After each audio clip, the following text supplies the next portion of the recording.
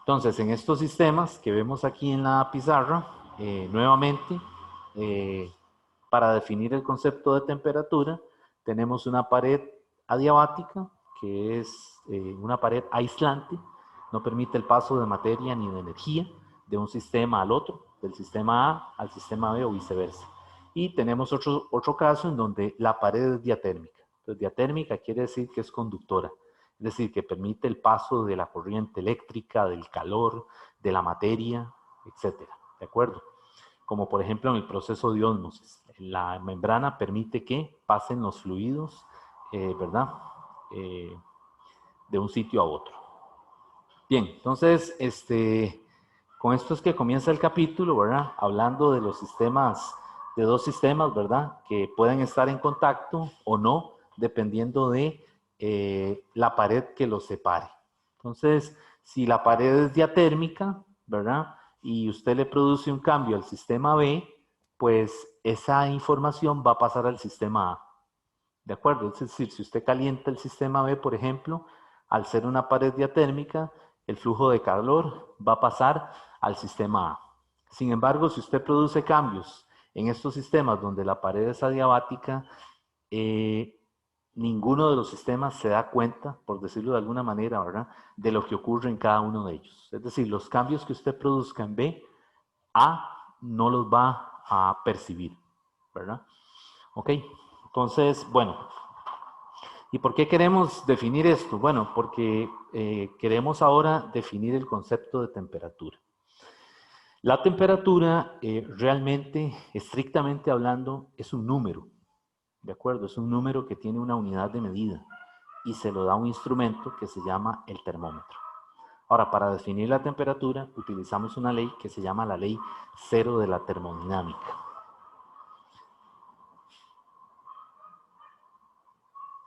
Entonces, voy a enunciarla aquí en la pizarra de una forma un poquito distinta a como está en el libro, porque quiero que tengan otra versión de esa ley cero. Entonces, esto que voy a escribir aquí, este enunciado, se llama la ley cero de la termodinámica. Entonces, esta versión dice que existe, así comienza, existe una cantidad escalar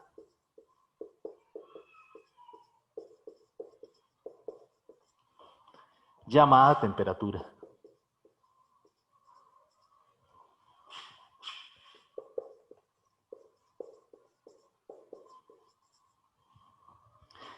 Que es una propiedad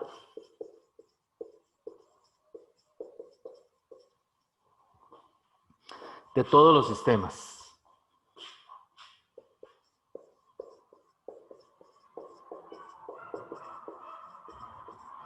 De todos los sistemas termodinámicos.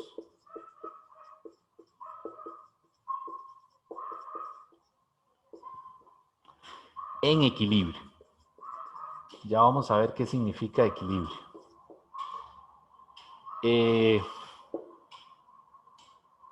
Ok, aquí termina el enunciado, digamos. Entonces, esto es como una nota aparte, ¿verdad? Dos sistemas en equilibrio termodinámico, como el sistema A y B, que vimos anteriormente, ¿verdad?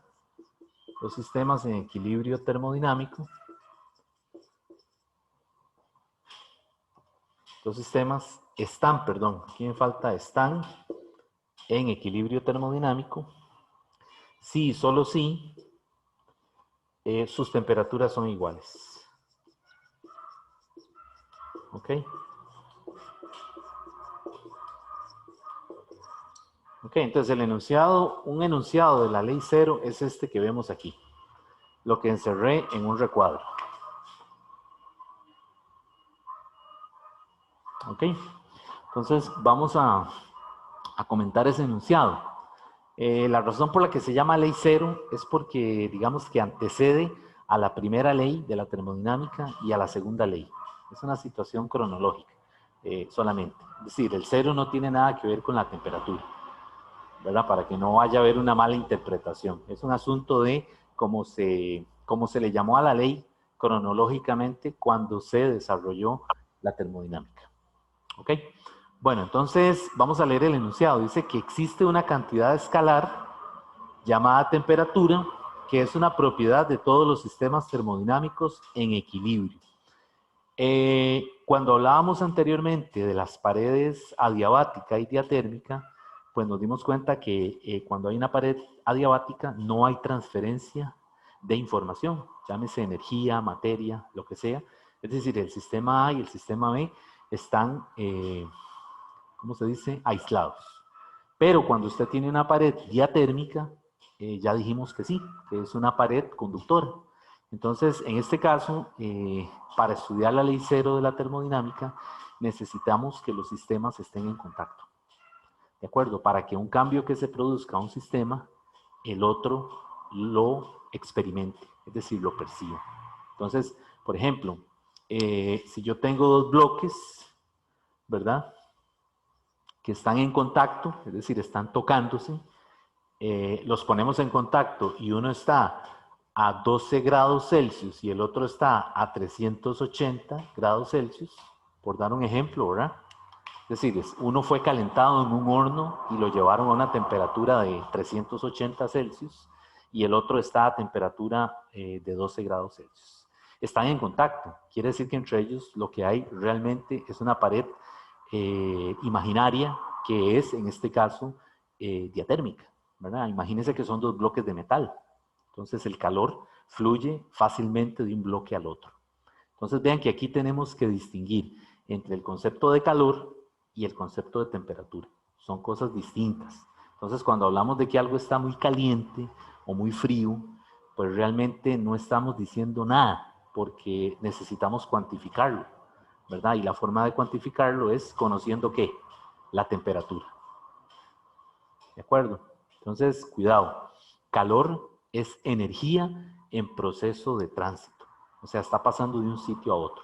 Por ejemplo, el calor que fluye del bloque que está a 380 al que está más frío, diríamos, ¿verdad?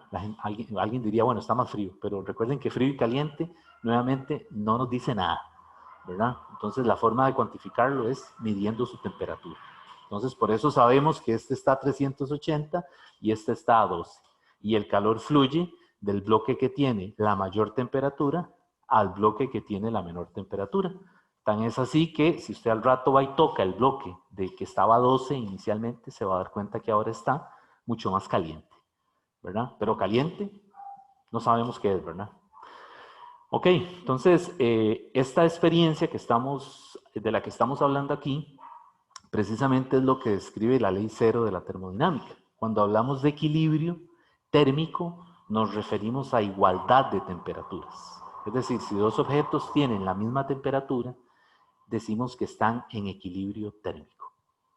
Y no lo confundan, una cosa es equilibrio térmico y otra cosa es equilibrio termodinámico. En este curso de Física General 2 no vamos a trabajar con el equilibrio termodinámico como tal, sino que lo que nos interesa es el equilibrio térmico que enuncia la ley cero de la termodinámica. Y ese equilibrio térmico lo que quiere decir es que tiene que haber igualdad de temperaturas en ambos sistemas. ¿Está bien? Entonces, ahí vamos. Un ejemplo concreto, ¿verdad? Digamos, si usted tiene un café muy caliente, ¿verdad? Que lo acaba de hacer y coge una cuchara con la que va a poner el azúcar, obviamente el café y la cuchara están a temperaturas distintas. La cuchara está a temperatura ambiente y el café no, está a una temperatura mucho mayor. Entonces, ¿qué hacemos? Algunas veces cogemos la cuchara y la ponemos dentro del café o le agregamos el azúcar y agitamos. Al rato, si usted se fue por ahí y volvió a tomarse el café, si está muy caliente, como dice uno, ¿verdad? ¿Qué pasa con la cuchara? ¿Qué pasa cuando ustedes la tocan? O si es se calienta, ¿verdad? ¿Por qué? Porque está ocurriendo esa transferencia de calor, ¿verdad? Del sistema A, que es el café, al sistema B, que es la cuchara. Entonces, de eso es que hablamos al principio, de dos sistemas. Pero la ley cero, para poder darle el concepto de temperatura, necesita meter un tercer sistema C, que es el enunciado que está en el libro. Ahí lo pueden leer. ¿verdad? Entonces, para que podamos meter ese tercer sistema C, necesitamos que A esté en equilibrio térmico con C y que B esté en equilibrio térmico con C. ¿Está bien? Entonces, claro, si usted tiene un café y metió la cuchara y agita, al rato está caliente, el calor está pasando, está fluyendo del líquido, que es el café, al sólido, que es la cuchara. Pero eventualmente, ¿qué pasa? ¿Qué dice la gente? ¿Qué dice la gente? Si no se tomó el café. Ah, se me enfrió el café, ¿verdad? Entonces, si usted va a tocar nuevamente la cuchara, se da cuenta que ya la temperatura no es tan alta. Es decir, ya no está tan caliente, ¿verdad? Eso es porque hay un momento en donde el sistema, el café más la cuchara, alcanzan el equilibrio térmico. Es decir, hay igualdad de temperatura tanto en el café como en la cuchara. Y la gente dice, se me enfrió el café, ya no me lo tomo, ¿cierto? Entonces, ok, ¿cuál es el tercer sistema del que yo estoy hablando aquí? Pues un termómetro. El termómetro, cuando usted lo mete en el, si usted metiera un termómetro, que nadie lo va a hacer, pero si usted metiera un termómetro en el café, se va a dar cuenta que el termómetro, que tiene una columna de mercurio, comienza a oscilar. Sube un poco, luego baja, sube, pero hay un instante en que ese termómetro, después de pasado cierto tiempo, se estabiliza. La lectura. Y esa lectura es la lectura del sistema, que es el café con la cuchara adentro. Entonces, el termómetro viene a ser el sistema C. Entonces, para definir la ley cero de la termodinámica, yo necesito tener al menos tres sistemas, ¿verdad? En donde A esté en equilibrio térmico con C y B esté en equilibrio térmico con C. ¿De acuerdo? Y C viene a ser el termómetro o el instrumento con el que usted mide la temperatura de ese sistema. ¿Está bien? Entonces, en el enunciado que le da el libro, ¿verdad? El enunciado que le da el Serway, se lo plantea de una forma distinta. Voy a leerlo, pero es exactamente esto mismo que yo escribí aquí, solamente que se ve distinto. En el enunciado del libro le dice que si los objetos A y B están por separado, los objetos A y B están por separado en equilibrio térmico, ¿verdad?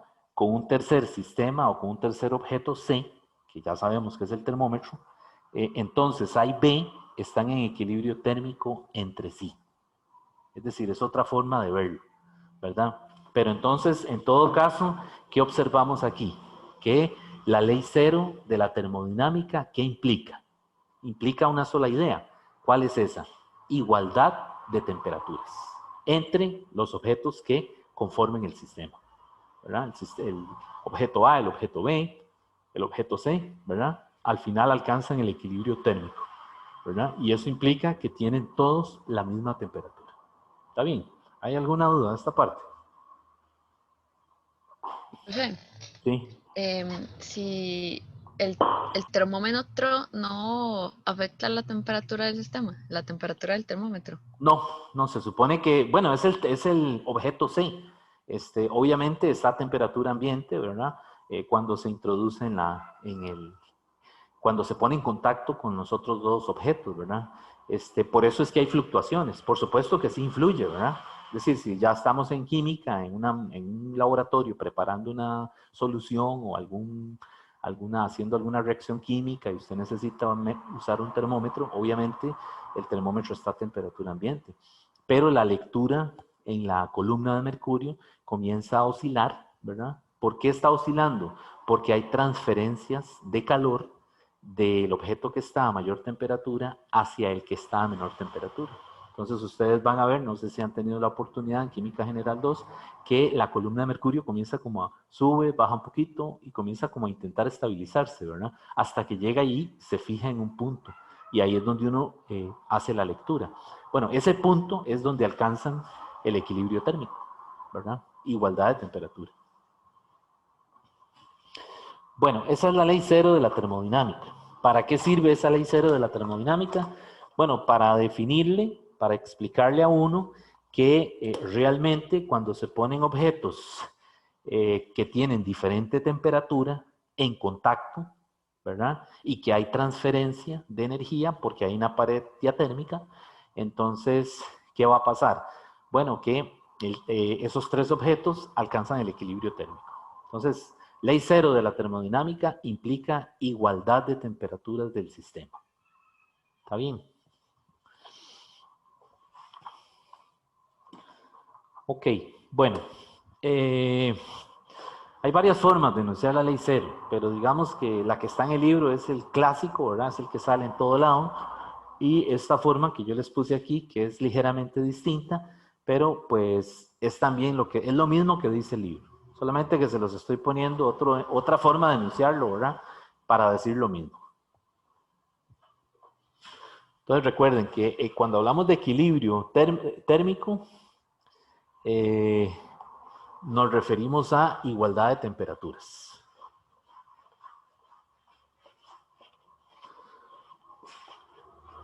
Ok, ahora vamos a ver las escalas de temperatura.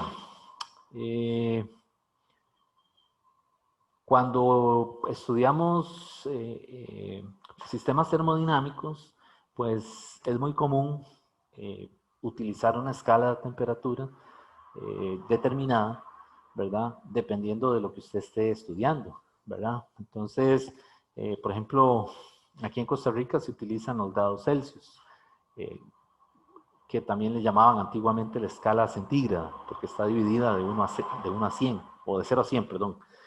Pero también hay una escala, que es la escala internacional, la escala del sistema internacional, que es la Kelvin, ¿verdad? Y también está la escala Fahrenheit. Entonces, esas son las tres como que más se utilizan, ¿verdad? Sin embargo, para todo lo que tiene que ver con mediciones, qué sé yo, artículos, ya cuando se tiene que, ¿verdad? Que se hace una investigación, pues los resultados tienen que reportarse en la escala Kelvin, ¿verdad? Que es la escala del sistema internacional. También le llaman la escala absoluta. Entonces, pues las escalas tienen la particularidad de que son lineales.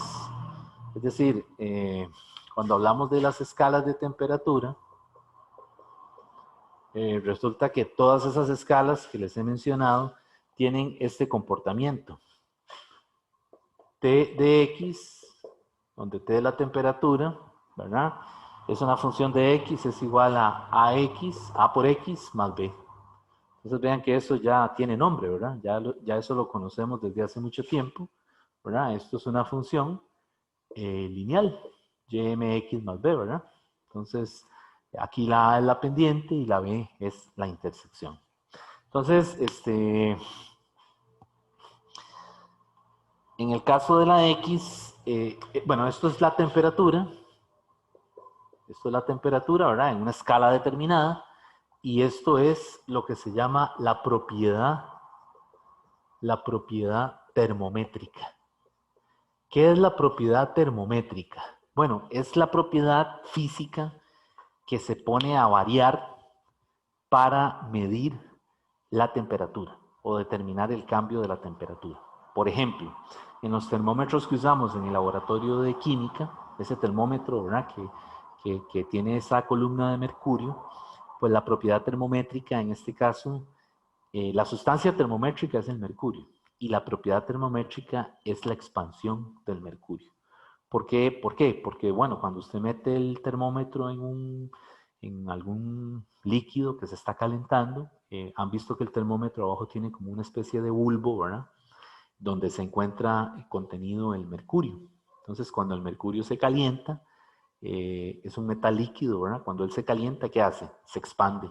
Y para expandirse, lo que hace es que asciende por esa columna, ¿verdad? Que es muy delgadita, eh, a lo largo del tubo hacia arriba, o sea, a lo largo del termómetro. Y entonces lo que se les ocurrió fue ponerle una escala por fuera, graduada. Entonces, entre más asciende la columna de mercurio, pues va a registrar cada vez un valor mayor en esa escala graduada. Entonces vean que aquí, en el caso de un termómetro como los que se usan en química, la sustancia manométrica, la X, es el mercurio y la propiedad manométrica es la expansión del mercurio. Entonces todas las escalas se rigen por eso, o sea, la temperatura realmente varía debido a una sustancia termométrica y a una propiedad termométrica, ¿verdad? Por ejemplo, habrán otros termómetros que utilizan un resorte, ¿verdad? Un resorte que tiene la forma de un péndulo de torsión, como los que vimos en oscilaciones. ¿Se acuerdan del péndulo de torsión? Que era un péndulo que tenía pegada una varilla y comenzaba a torcerse, ¿verdad? Bueno, es muy común que hay termómetros de ese tipo, ¿verdad? Es un resorte enrollado, ¿verdad?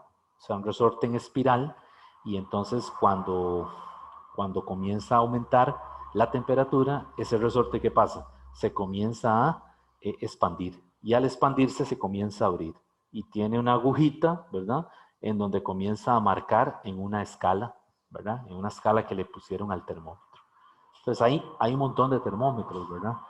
De diferentes diseños. Por ejemplo, el famoso termómetro que usan ahora en los sitios, ¿verdad? Para tomarle la temperatura a uno, ¿verdad? Para entrar a algún sitio, no sé si ya han tenido la experiencia, ¿verdad? Que le dicen a uno, bueno, vamos a tomarle la temperatura, que se lo ponen por aquí en el cuello. Bueno, ese es un termómetro en donde la propiedad termométrica es el efecto Doppler. Es decir, es una onda, ¿verdad? Que el aparatito ese lanza, ¿verdad? Y esa onda, recuerden que se puede reflejar y rebota, ¿verdad? Entonces la onda rebota, llega a la piel y vuelve otra vez al aparato y se descodifica en un número, un numerito. Y ese numerito es el valor de la temperatura, ¿verdad? Entonces hay muchas propiedades termométricas, así que hay diferentes diseños de termómetros. Pero el que más conocemos es el famoso termómetro de química, ¿verdad? Que es con mercurio. Está bien. Bueno, entonces, pues aquí nos interesa estas ecuaciones, por ejemplo. Ese subíndice C se refiere a Celsius.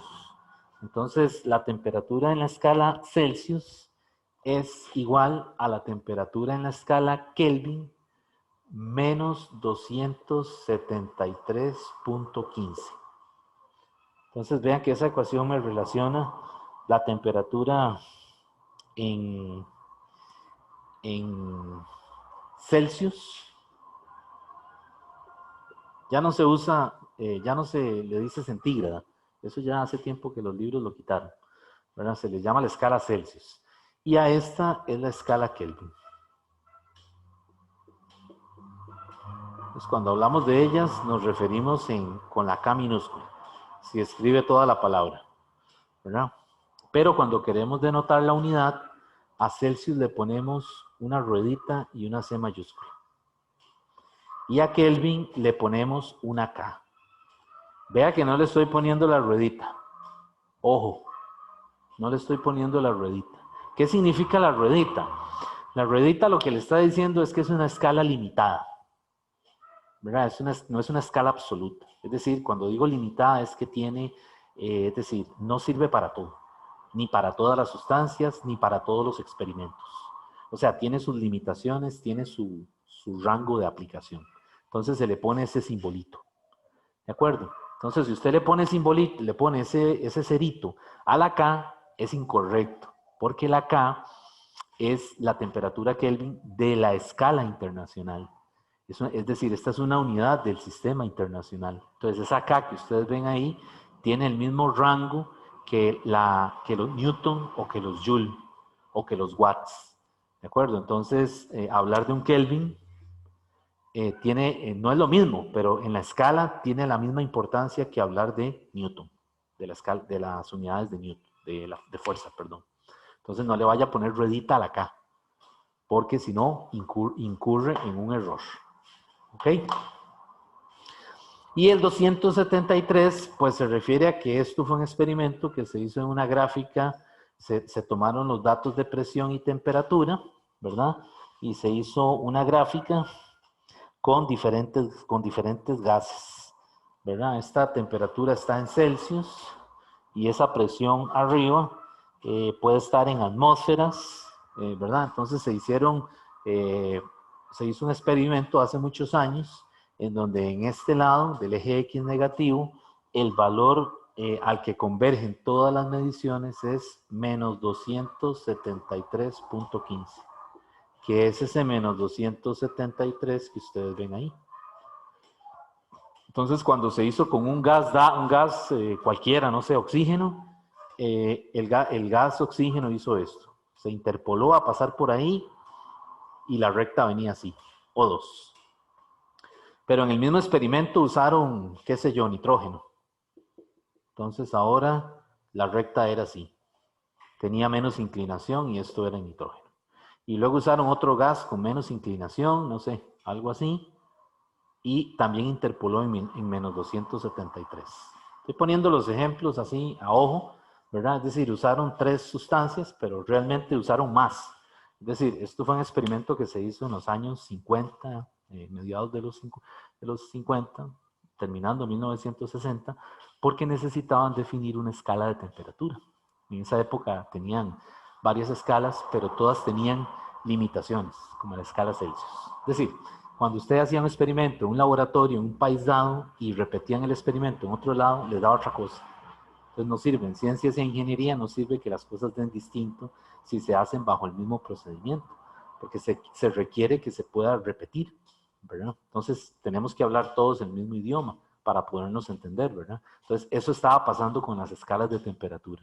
Con diferentes termómetros y diferentes escalas, estudiando la misma sustancia, daban cosas distintas. Entonces no servía.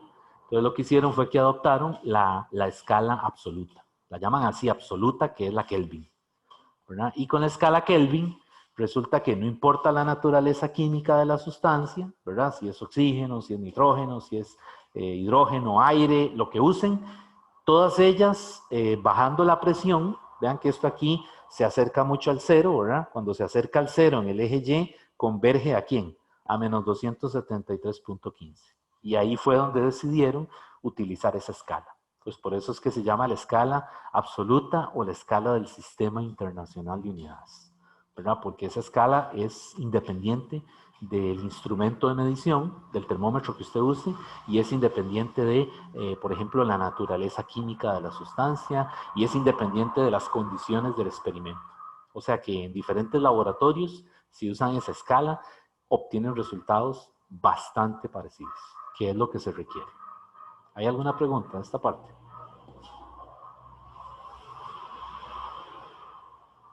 Está bien. Bueno, entonces vean que esta escala es lineal. Vean que la pendiente aquí es el número que está delante de la t, que es un 1. Y la intersección es, ¿quién? Menos 273.15, ¿verdad? Que es este valor en el eje X negativo cuando se hace una gráfica de presión versus temperatura. Y la otra condición es que vean que la presión tiene que bajar mucho, ¿verdad? Es decir, es un experimento en donde se controla la presión, ¿verdad? Del sistema. Se hace que se baje todo lo posible, ¿verdad? Se tiende a cero, ¿verdad? No se logra cero, pero se logra un vacío bien bueno, ¿verdad? Y entonces en esas condiciones se hace el experimento, ¿verdad? Ok, bueno, entonces, la otra escala que está por ahí es la escala Fahrenheit, que se usa una F de subíndice. Voy a borrar por aquí.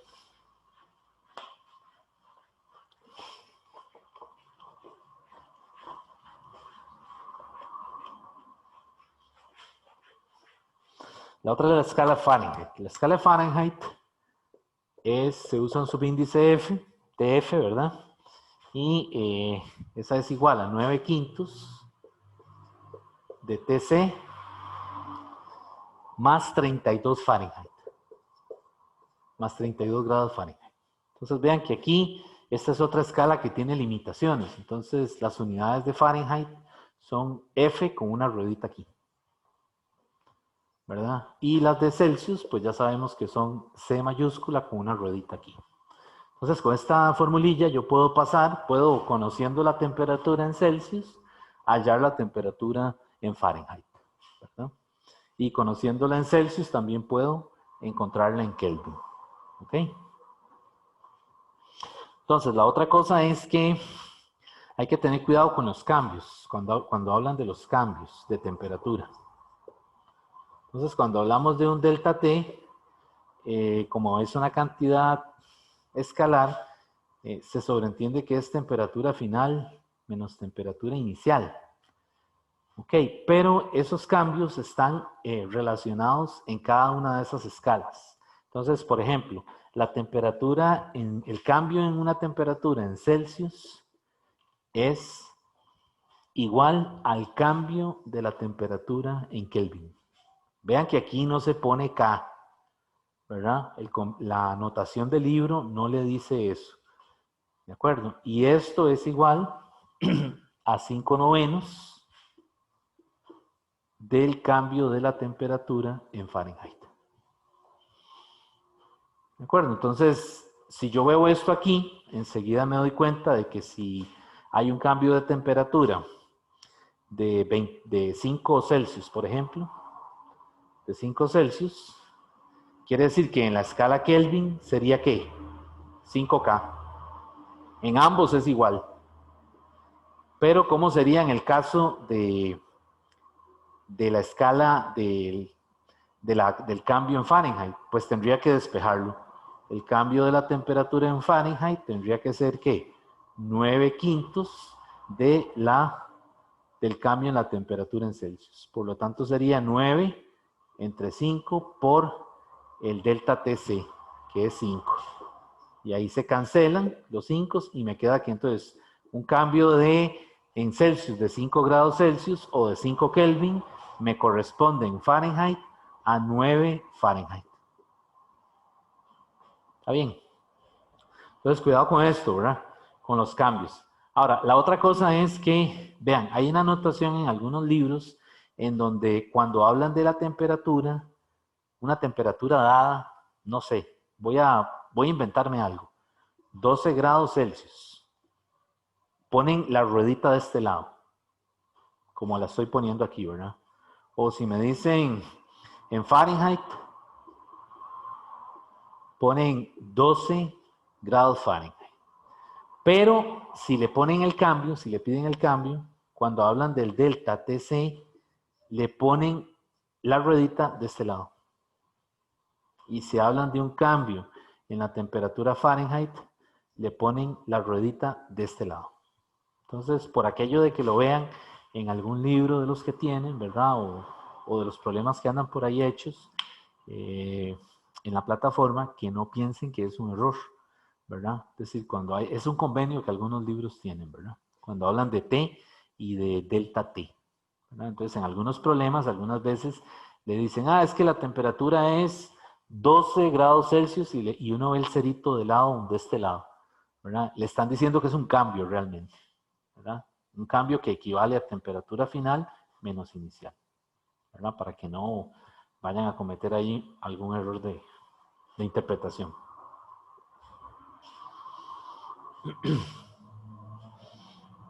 Bueno, ¿hasta ahí hay alguna duda? ¿Está bien? Bien, profe. Ok. Bueno, entonces vamos a hacer un ejemplo.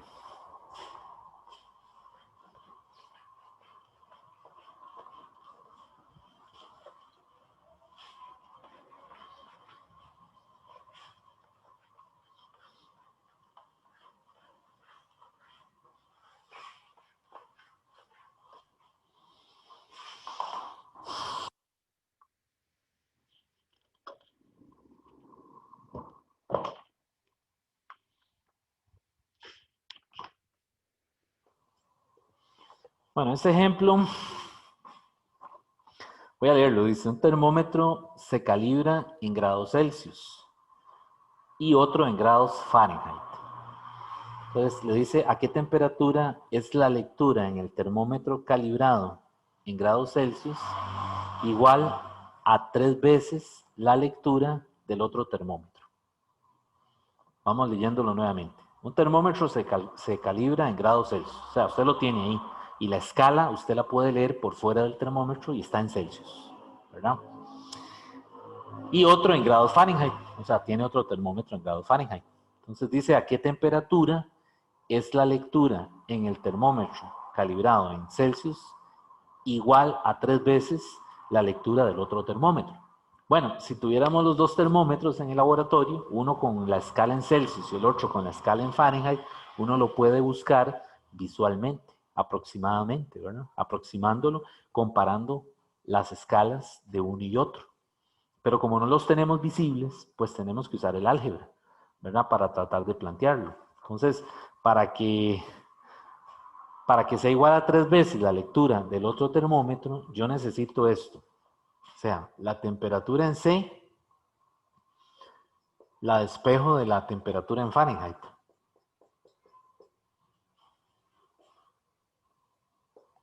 De esta manera. O sea, de la escala de Fahrenheit, yo despejo para TC. ¿Verdad? Y ahora lo que me está diciendo es a qué temperatura es la lectura en el termómetro calibrado en Celsius igual a 3 veces la temperatura del otro termómetro, o sea, el que está en Fahrenheit. Entonces vean que lo que tengo es como un sistema de ecuaciones, ¿verdad? Y entonces lo que hago es que igualo 5 novenos de TF menos 32 Fahrenheit, lo igualo con 3 TF.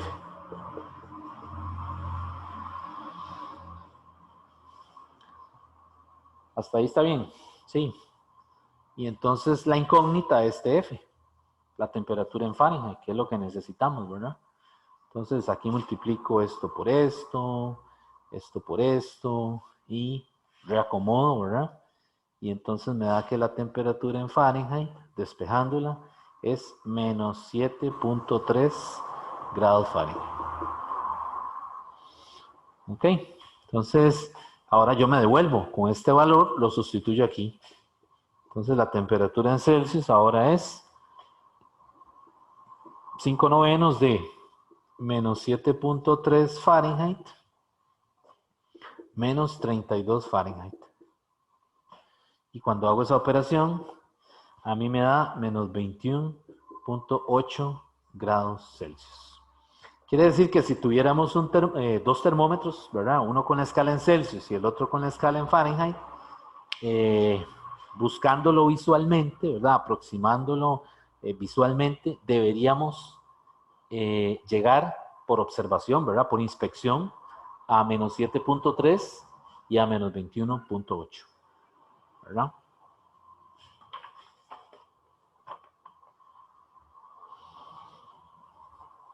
¿Está bien? Bien, profe. Ok, bueno, entonces vamos a continuar. Si tienen alguna duda, me dicen, ¿verdad? Bueno, vamos a pasar ahora, jóvenes, a la parte de expansión térmica, que era lo que hablábamos del termómetro de mercurio, que es la propiedad termométrica que usamos, ¿verdad? Cuando el mercurio se calienta, recuerden que el mercurio es el único metal líquido a temperatura ambiente, ¿verdad? Se expande, ¿verdad? Si usted calienta el mercurio, se expande, ¿verdad? Entonces, vamos ahora a ver la parte de expansión. La expansión térmica tiene muchas aplicaciones, ¿verdad? En ingeniería, en muchas áreas, ¿verdad? Porque, por ejemplo, en metalurgia, algunas veces el ingeniero quiere juntar dos piezas, ¿verdad? Sin necesidad de tener que meter soldadura, ¿verdad? Tiene dos piezas y tiene un espacio muy reducido, lo que diríamos una endija, ¿verdad? Y no sirve meterle soldadura ahí, porque la calidad de lo que está haciendo no requiere soldadura ahí, ¿verdad? Necesita que se peguen, que se toquen. Entonces, ahí viene la parte de expansión, ¿verdad? Hay que calentar esas piezas en un horno de tal manera de que ellas se toquen suavemente, ¿verdad? Entonces, en ingeniería, en los puentes, por ejemplo, ¿verdad? Han visto los puentes del famoso zipper que tiene ahí, ¿verdad? Ese zipper es para cuando hay cambios de temperatura, ¿verdad? Cuando vienen los veranos, el puente no colapse, ¿verdad? La parte de concreto no colapse, es decir, él se pueda tenga un reacomodo razonable de manera de que la estructura no vaya a colapsar, ¿verdad? Entonces, el fenómeno de la expansión térmica en sólidos y líquidos tiene muchas aplicaciones. Entonces, en expansión térmica tenemos tres casos, digamos. que son lineal. El caso lineal es cuando yo tengo una barra, ¿verdad? Puede ser una barra o puede ser un aro, ¿verdad? O puede ser una arandela, pero solo nos interesa una dimensión, ¿verdad? Por ejemplo, en el caso de un aro, que sea el diámetro de un aro, lo que cambie el diámetro, ¿verdad? Lo que cambie. Entonces, cuando hablamos de expansión lineal, utilizamos esta ecuación. Delta L es igual a alfa por L0 por delta T. Entonces, esta delta L es el incremento en la expansión. Es decir, lo que se elongó o se estiró, por decirlo de alguna manera, el alambre. ¿De acuerdo? Y es una cantidad muy, muy pequeña, ¿verdad? Entonces, esto también yo lo puedo escribir como L menos L0, en donde L0 es la longitud original o la longitud que tenía antes de que se calentara. Entonces el delta T es el cambio de temperatura, T final menos T inicial. Y el alfa que vemos aquí, ese alfa se llama el coeficiente de expansión. El coeficiente de expansión térmica o el coeficiente de dilatación. Es característico de cada material. O sea, ahí en el libro le dan una tabla con los coeficientes de expansión lineal de diferentes materiales, ¿verdad? Qué sé yo, el vidrio, el acero, los metales como el hierro, el aluminio, el cobre y otros materiales, ¿verdad? Por ejemplo, ahí está el concreto, está el latón, etcétera, ¿verdad? Entonces, es característico de cada material, ¿verdad? Entonces, en los problemas, por lo general, se lo dan, ¿verdad? Para que usted lo use o le dan al revés los datos necesarios para que usted lo calcule, ¿verdad? ¿Qué unidades tiene el alfa? El alfa tiene unidades de Celsius a la -1, ¿ok? Y los libros que usan la notación de pasar el cerito al otro lado lo ponen así, Celsius a la -1. De hecho, voy a ver el Serway cómo lo tiene. El Serway no, el Serway lo tiene de este lado, con esta notación. Pero puede ser que si lo ven en algún otro libro, para que no piensen que se trata de un error, ¿verdad? Y esto también se puede escribir como ¿qué? Como K a la -1. Porque recuerden que los cambios en Celsius, un cambio en Celsius es igual a un cambio en Kelvin. ¿Ok? Entonces, esta fórmula para la expansión lineal, también yo la puedo escribir así. L es igual a L0 por 1 más alfa por delta T. ¿De acuerdo? Que es esta misma, ¿verdad? Solamente que ahora pasé el L0 de este lado. Entonces vean que el comportamiento es lineal. Vean que esto es como que si fuera Y igual MX más B. Entonces quiere decir que está en acuerdo también con el uso de las escalas de temperatura. Ok. Bueno, esto es para una barra. Por ejemplo, si yo tengo una barra que se somete a que la calientan, ¿verdad? Y que se expande. Entonces, la nueva expansión es un poquito más, ¿verdad? Que es el delta L. Pero esos cambios, el ojo humano no los percibe. Necesitamos un micrómetro o algún aparato de precisión para poder ver o medir ese pequeño elongamiento que sufrió el material cuando se calentó. ¿Ok? Y también esta fórmula les decía que funciona para arandelas o para aros. Por ejemplo, un aro que usted tenga, que lo va a calentar, ¿verdad? Algunas veces hay aplicaciones en donde se necesita calentar un aro o una arandela.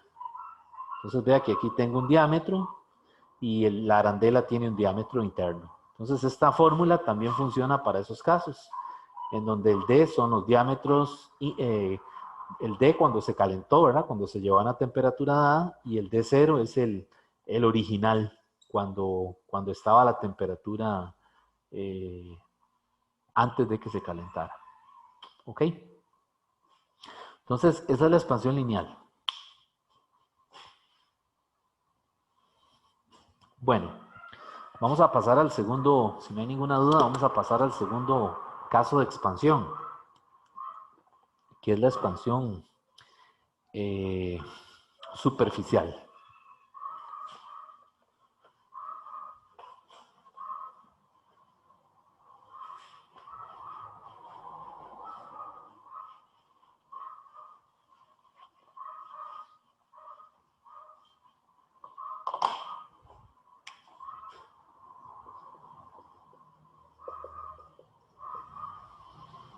Entonces, la expansión superficial ocurre en láminas, por ejemplo. Cuando tenemos una lámina y esa lámina es calentada, se le aplica calor, por ejemplo, con un soplete o algún mechero Bunsen, algún dispositivo que genera mucho calor, ¿verdad? Que eleva la temperatura en poco tiempo, ¿verdad? Entonces, lo que va a pasar es que en la expansión superficial, tanto el largo como el ancho se expanden simultáneamente. Entonces, a eso se le llama una expansión isotrópica. Isotrópica quiere decir que lo hace por igual en todas las direcciones, ¿verdad? Entonces, es como que si usted le tomara, como cuando uno va a la fotocopiadora y le dice a la persona que quiere una ampliación de una imagen, ¿verdad? Entonces, lo amplían y el dibujo o la imagen sigue manteniendo las mismas proporciones, solamente que se ve más grande. Entonces, la dilatación la podemos imaginar como una ampliación, ¿verdad? Ok, entonces, en el caso de la expansión superficial, pues la fórmula es muy parecida. Ahora ya no es delta L, sino delta A, porque se refiere al área de la lámina. Y entonces ahora aquí ya no es alfa, no es alfa, sino que es 2 alfa.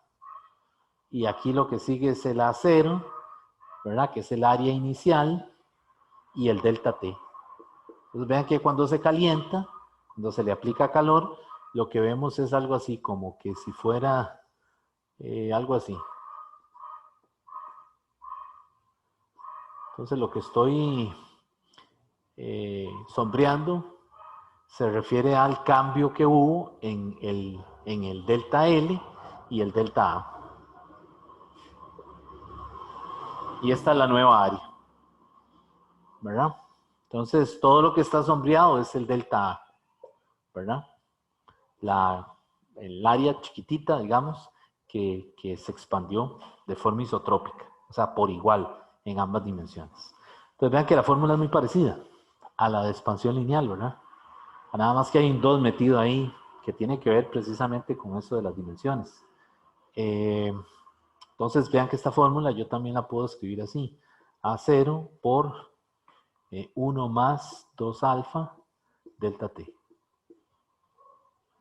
Y esta también sirve para arandelas, solamente que, o para aros, pero solamente que ahora nos interesa el área, ¿verdad? No nos interesa el diámetro. Bueno, no es que no nos interese, sino que nos interesa estudiar el cambio en el área, en el delta A. ¿Ok? Entonces, algunos problemas que aparecen por ahí en el libro se pueden resolver desde el punto de vista de expansión lineal o de expansión superficial, dependiendo de lo que le pidan.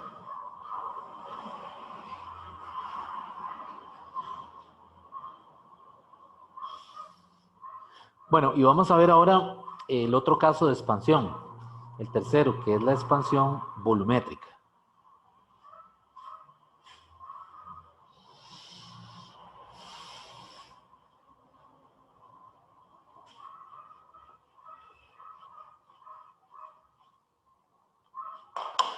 La expansión volumétrica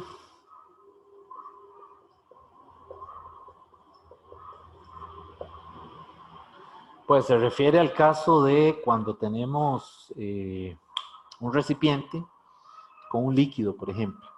Entonces, los líquidos se expanden más rápido que los sólidos. Entonces, si tenemos un recipiente lleno de algún líquido, ¿verdad? Hasta el tope, hasta arriba, y lo calentamos, muy probablemente el líquido se va a derramar, ¿verdad? Sin que hierva, ¿verdad? Sin tomar los efectos de que hierva, simplemente se va a derramar debido a que se expande más rápido que el vidrio, digamos, si es un recipiente de vidrio donde está contenido ese líquido, ¿verdad? Entonces, también se supone que es una expansión isotrópica, es decir, que ocurre igual en todas las direcciones, ¿verdad? Y la fórmula es muy parecida también. Vean que ahora para la expansión volumétrica es un delta V, ¿verdad? Y ahora aquí le van a poner 3 alfa.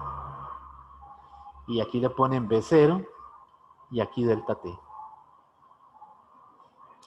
Entonces vean que el alfa sigue siendo el alfa del material donde está el líquido.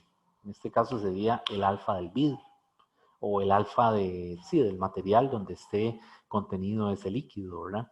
Puede ser un recipiente de cobre o puede ser un recipiente como los que se usan en química, ¿verdad? Todo lo que es la cristalería que se usa en química es el vidrio Pyrex. Y el vidrio Pyrex es especial porque es a prueba de expansiones. Entonces, por eso fabrican todo lo que son los instrumentos de química, toda la cristalería, con ese tipo de vidrio, ¿verdad? Porque como hay que calentar muchas sustancias, ¿verdad? Llevarlas a una temperatura muy alta con un quemador de Bunsen en poco tiempo, pues no quieren o no es deseable que se vean los efectos de expansión en el recipiente, ¿verdad? Por un asunto de que tienen que medir eh, el volumen y qué sé yo, otros detalles ahí, ¿verdad? Cuando están haciendo un experimento en química. Entonces, por eso necesitan vidrio Pyrex, para, digamos que, minimizar los efectos debidos a la expansión en los sólidos. Ok, entonces, haciendo un resumen para que vean las 3 fórmulas, vean la lineal, delta L es igual a alfa L0 por delta T. Esa fue la primera que vimos. Luego viene la superficial, delta A es igual a 2 alfa A0 delta T. ¿De acuerdo? Y ahora vean esta como la voy a escribir. Voy a escribirla así. Delta V es igual a, y no voy a poner el 3 alfa, sino que voy a poner beta por B0 por delta T. ¿Y ese beta de dónde salió? Bueno, resulta que beta se llama el coeficiente de expansión volumétrico y es igual a 3 alfa. Pero cuidado, este beta es el beta del líquido, no del sólido. O sea, si usted tiene, qué sé yo, alcohol en un recipiente de Pyrex, el beta se refiere al beta del líquido, no al beta del vidrio. Aunque también podría ser 3 veces el alfa del recipiente, pero esos coeficientes se pueden calcular por separado. Entonces, cuando hablamos del beta, nos referimos al beta del líquido que está contenido en el recipiente. ¿Ok? Entonces, ahí tengo las 3 fórmulas. Con estas 3 fórmulas puedo estudiar el fenómeno de la expansión térmica. Profe, Dígame. entonces la fórmula volumétrica con 3 alfa sería para la expansión volumétrica del recipiente. Sí, cuando hablamos de 3 alfa, nos referimos al alfa del recipiente. Ok, o sea, quiero decir, el beta equivale a 3 alfa, pero el beta se refiere a la expansión del líquido. Correcto, Sí. se refiere al líquido. Este es el líquido y este es el sólido. Por eso, si yo aplico la ecuación, sea delta V igual 3 alfa V0 por delta T, es para la expansión volumétrica del sólido, del recipiente. Por lo general se usa para los dos. Es decir, porque usted va a conocer por separado el alfa y el beta y el alfa. Es decir, usted conoce las dos cosas. Le dan el beta del líquido y le dan el alfa del sólido. Ok. Entonces, lo que uno quiere, por ejemplo, es estudiar un derrame. Por ejemplo, cuando se calienta algo y el líquido está al tope, digamos, y donde se calienta, el líquido se expande más rápido. Déjeme ver si por aquí tengo algo que pueda aclarar eso que usted me está diciendo. Vamos a ver. Ok. Ajá. Ok, vamos a hacer un problema de esto precisamente de expansión volumétrica.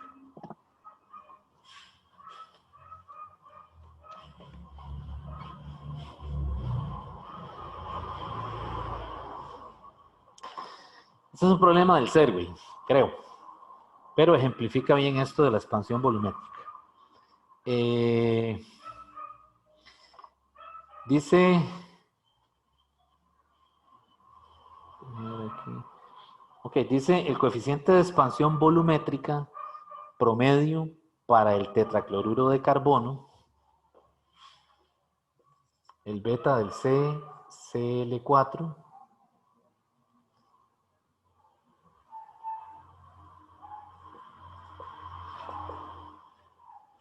es igual a 5.81 por 10 a la menos 4 Celsius a la menos 1. ¿Verdad? Dice, si un recipiente de acero de 50 galones se llena por completo con tetracloruro de carbono, CCl4, cuando la temperatura es de 10 grados Celsius, le dice que cuánto será su expansión cuando la temperatura se eleve a 30. O sea, le está pidiendo el delta V para una temperatura de 30 grados Celsius. Lo leo nuevamente. Dice el coeficiente de expansión volumétrica promedio para el tetracloruro de carbono es este valor que está aquí. Si un recipiente de acero de 50 galones, ¿verdad?, se llena por completo, o sea, está rebasando, ¿verdad?, está ahí al borde, con tetracloruro de carbono, cuando la temperatura es de 10 grados Celsius, ¿verdad? ¿Cuánto será su expansión cuando la temperatura se eleve a 30 grados Celsius? Ok, entonces vean que aquí, cuando hablamos de la expansión, realmente nos referimos a lo que se derrama. Entonces, es muy común esa pregunta en exámenes, ¿verdad? Cuando le dicen que cuánto se expande, realmente es cuál es el volumen que se derrama cuando se calienta. Y entonces vean que las dos cosas se calientan juntas, tanto el recipiente que contiene el líquido como el propio líquido. Entonces realmente el delta V, en este caso, pues se refiere a ese derrame, ¿verdad? Y ese derrame va a ser beta menos 3 alfa multiplicado por V por delta T. ¿Está bien?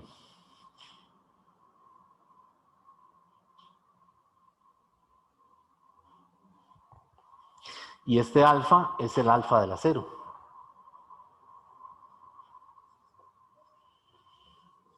Y el beta es el beta del CCl4.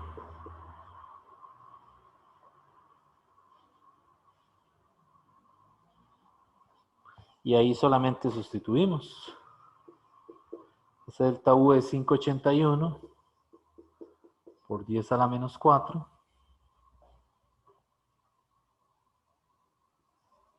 menos 3 por 11 por 10 a la menos 6. Ese dato hay que irlo a buscar de la tabla. Por 50, que es el volumen original, por el cambio de temperatura, que son 30 menos 10, que en este caso serían 20. Entonces, cuando hago esa operación, esta está en la tabla, ¿verdad? Entonces, en el caso de exámenes, algunas veces no lo dan, ¿verdad? Es decir, hay que tener la tabla a mano para entonces verificar cuál es el alfa de un material dado, ¿verdad? Otras veces se lo dan ahí, pero si no lo dan y le están hablando de un material, cobre o algo así, pues hay que tener la tablita a mano, ¿verdad? Para hacer el cálculo. Bueno, y eso me da 0.548 galones. Vean que es una cantidad mucho menor que los 50 galones originales del recipiente, ¿verdad? Es decir, precisamente ese delta V es lo que se rebasa, ¿verdad? Perdón, es muy poquito, ¿verdad? Es decir, los cambios debidos a dilatación no son apreciables, ¿cómo se dice? A simple vista.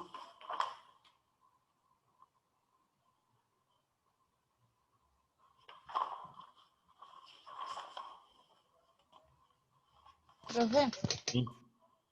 ¿por qué es que se resta? ¿De dónde sacó de que se reste B menos? 3 alfa. Hizo una igualdad. Sí, es que tengo dos delta V. Tengo el delta V, digamos el beta de líquido, por B0 por delta T. Y tengo el delta V del acero, que es el alfa del acero por el B0 por el delta T. Y entonces recuerden que el líquido se dilata más rápido que el acero, por eso se derrama, ¿verdad? Entonces este cambio del CCl4 tiene que ser mayor que el del, que el del, que el del acero. Entonces, realmente el delta V derramado es el delta V del CCl4 menos el delta V del acero. O sea, es el delta V total de todo. Sí, digamos, lo que se salió del recipiente, por decirlo. Pero como el líquido se dilata más rápido, tiene que ser mayor y esta cantidad tiene que ser positiva. Profe, ¿y el recipiente era de acero? El recipiente era de acero y tenía el tetracloruro de carbono al tope hasta arriba, ¿verdad? Entonces enseguida que lo pasan de 10 a 30, el líquido se derrama. Profe, pero una pregunta, ¿cómo es que se sale el acero? No será más bien No, que, no, el acero no, el recipiente es de acero. sí, por eso, pero ¿por qué cuentan el volumen que cambia el acero si ese no se Porque derrama? está, no, pero se dilata, se expande, está sometido a la expansión. Lo Y que se pasa, puede contar, digamos, si a mí me dicen se derrama, también tengo que contar el acero aunque no, pues no se caiga de ahí. no, es que lo que se derrama es el líquido. Ah, El acero se expande. Imagínese el recipiente con el líquido. El acero se expande un poquito y el líquido se expande más rápido, entonces se derrama.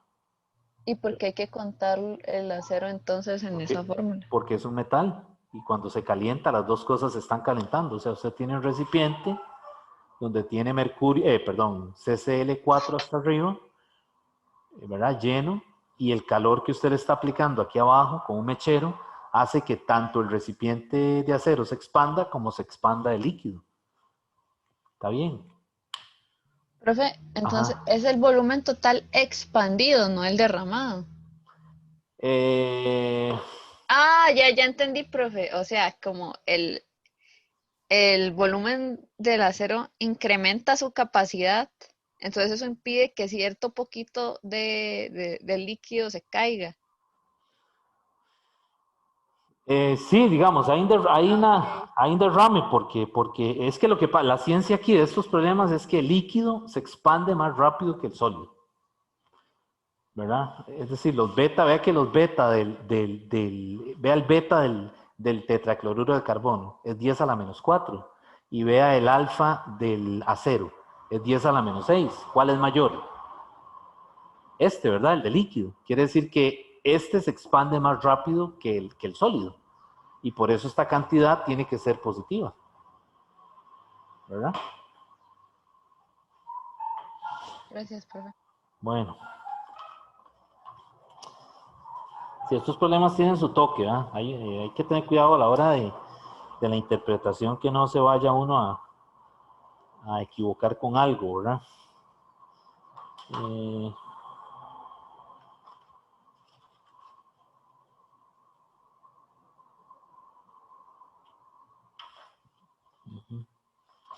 bueno, ya casi vamos a continuar.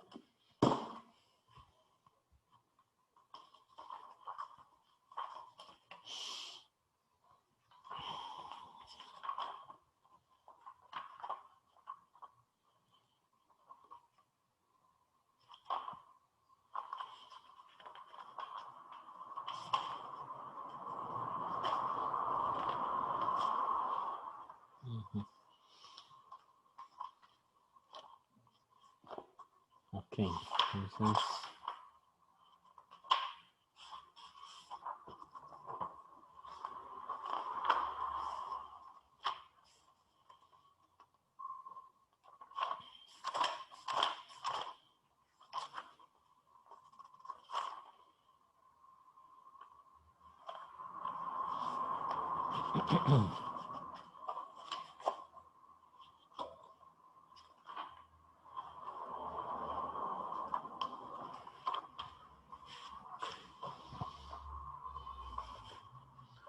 Bueno, vamos a hacer uno de expansión lineal.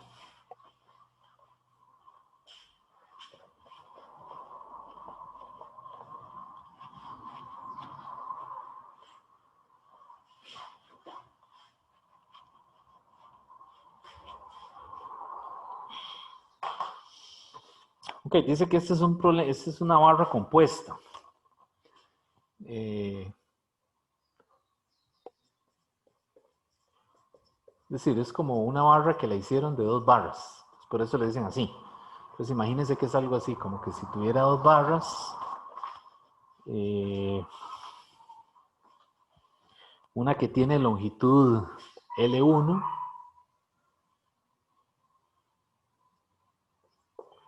y otra que tiene una longitud L2. Bueno, aquí estoy haciendo trampa porque ya yo sé cuál es el que va a dar el problema, ¿verdad? Entonces, a propósito, hice el dibujo así, porque L1 es mayor que L2, pero antes del problema, antes de hacerlo, no se da uno cuenta, no sabe quién es mayor. Pero bueno, ya yo sé cuál me va a dar mayor ¿verdad? Entonces, esta barra tiene una longitud L.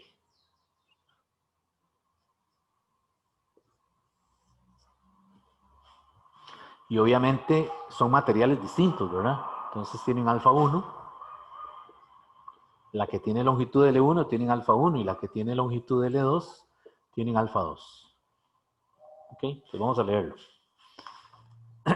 Dice una barra compuesta de longitud L igual L1 más L2 está hecha de una barra de un material 1 y de longitud L1, soldada a otra de un material 2, ¿verdad? Y longitud L2. O sea que este es el material 1 y este es el material 2.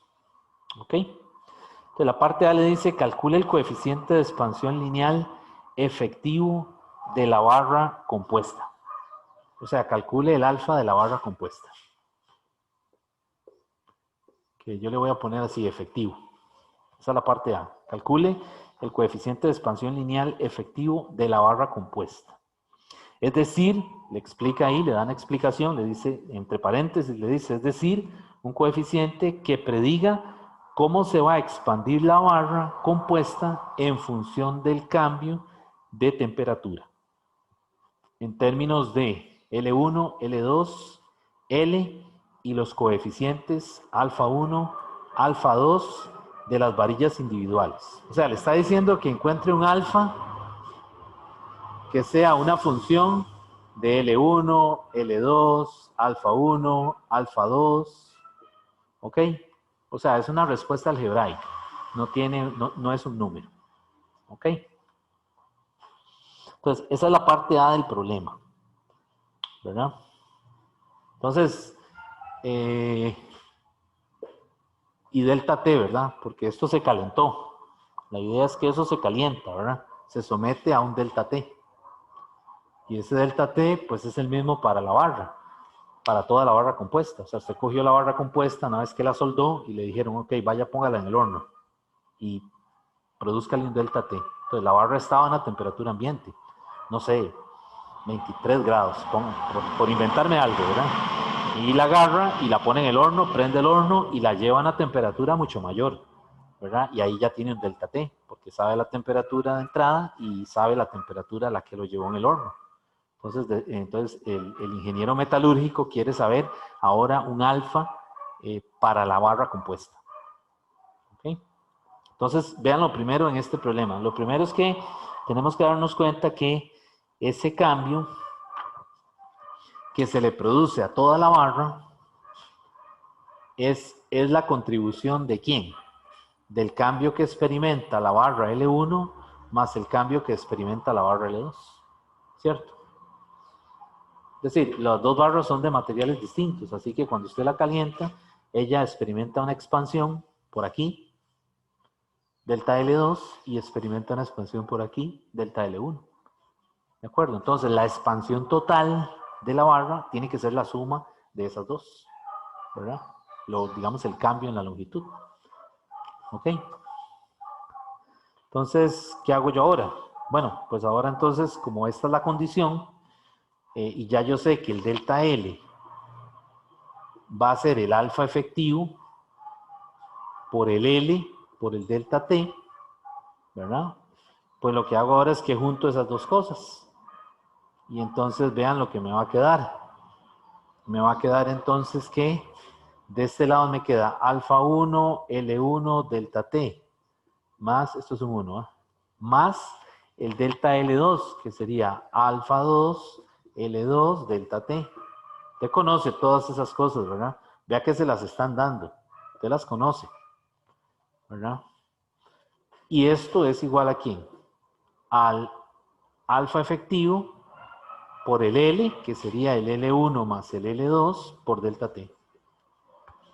Vean que el delta T es el mismo, porque la barra está toda metida en el... O sea, usted no metió un pedazo, o sea, metió toda la barra compuesta. Entonces, la barra compuesta está sometida al mismo cambio de temperatura.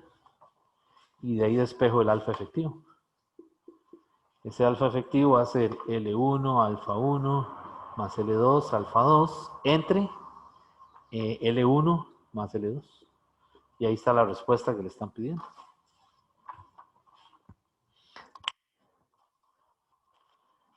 ¿Dudas?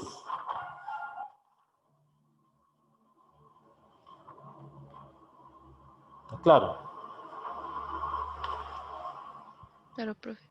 Okay. Entonces, la parte B del problema tiene una parte B, le comienza a dar datos numéricos para que usted aplique esto.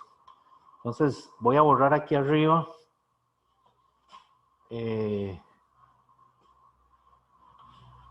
para hacer la parte B.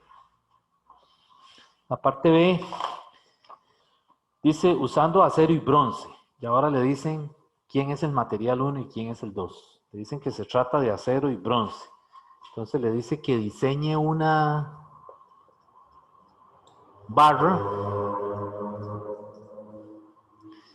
cuya longitud sea de 52.4 centímetros y cuyo coeficiente de expansión lineal efectivo, cuyo alfa efectivo, sea de 13 por 10 a la menos 6 grados Celsius a la menos 1. Para ello use el alfa del acero como 11 por 10 a la menos 6.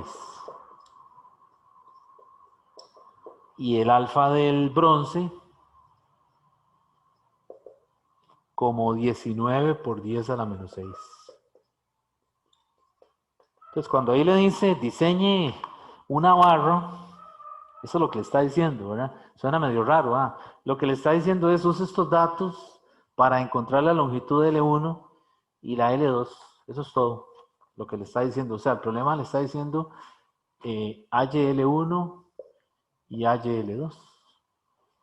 Eso es lo que le está pidiendo. Pero ahí lo puedo hacer de aquí, de la ecuación que encontramos en A. Porque ahora lo que hago es que sustituyo los datos, nada más, ¿verdad? Entonces, pues yo lo que hice fue que planteo esto. L1 más L2 es 52.4. Y por otro lado tengo que el alfa efectivo es 13 por 10 a la menos 6. Que es igual a ¿quién? A L1. En este caso voy a despejar de aquí L1. Yo despejé L1 así. L1 es 52.4 menos L2. Entonces, esto vengo y lo meto aquí. Entonces, ya tengo el alfa efectivo y hago entonces 52.4 menos L2. Y eso lo tengo que multiplicar por el alfa 1, que es 11 por 10 a la menos 6. Más el L2 por alfa 2.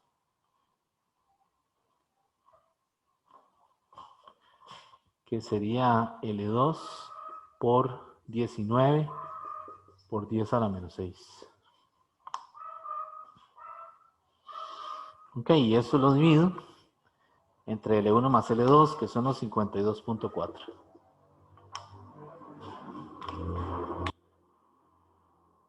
Y ahí me queda entonces ya una ecuación en una incógnita únicamente.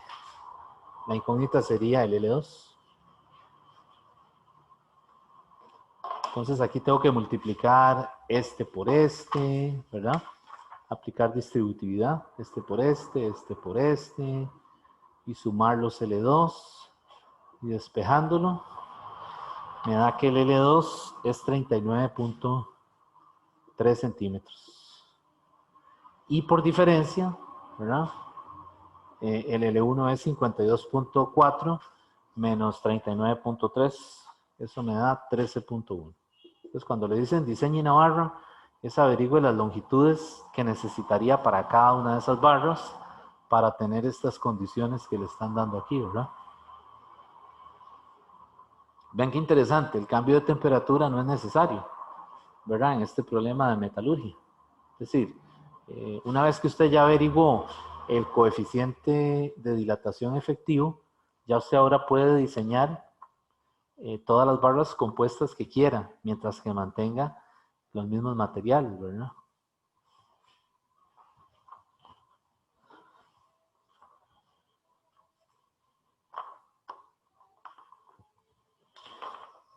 Bueno, este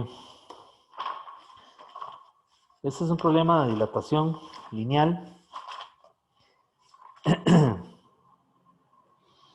Vamos a pasar ahora a la parte de gases.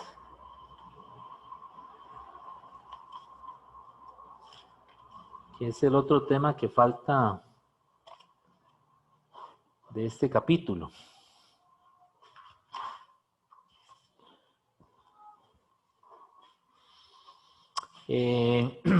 Lo que vamos a ver ahora es la descripción macroscópica del gas ideal, ¿verdad? Entonces, en termodinámica van a ver que es muy común hablar de las variables macroscópicas.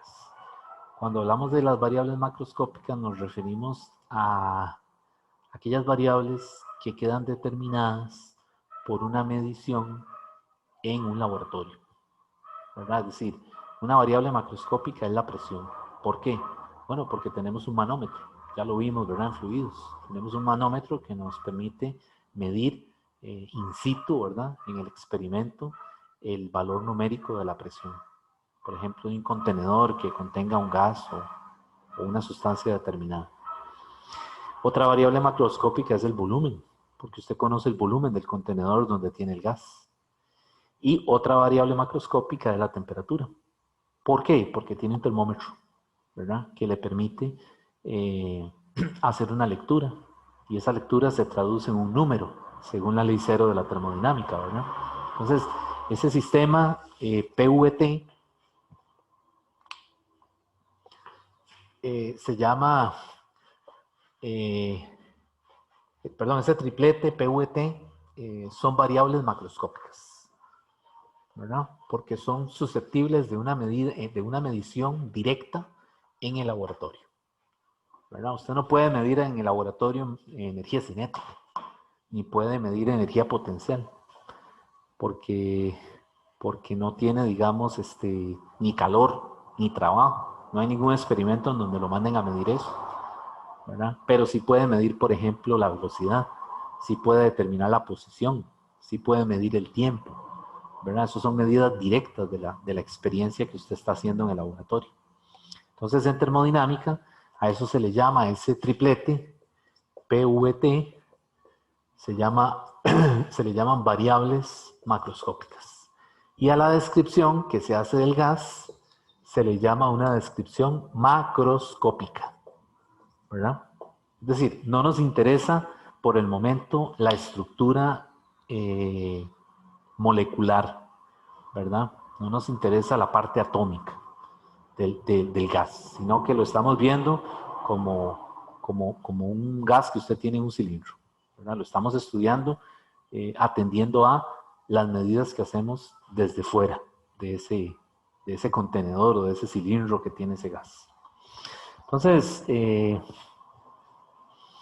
cuando hablamos de la descripción macroscópica del gas, vamos a utilizar una ecuación que se llama la ecuación del gas ideal.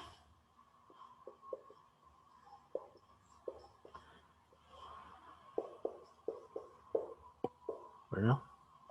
La ecuación del gas ideal es la siguiente. P por V es igual a N R T. Entonces, esa P en la notación habitual es presión.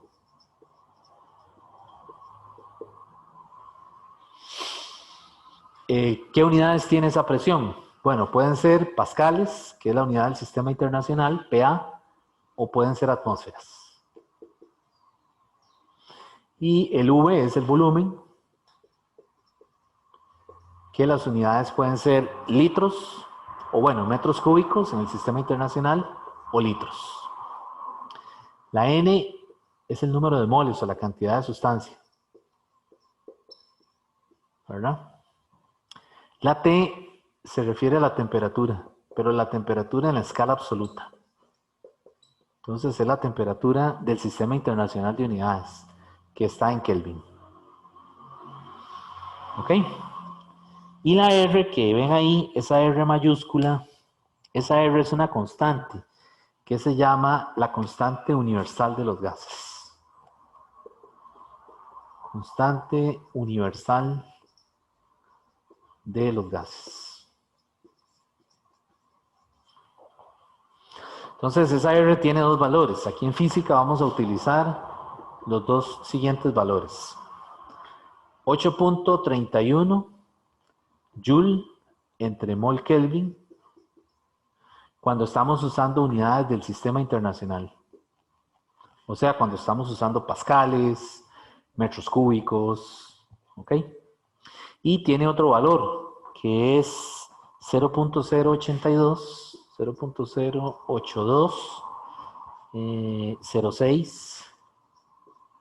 litros atmósfera entre mol Kelvin.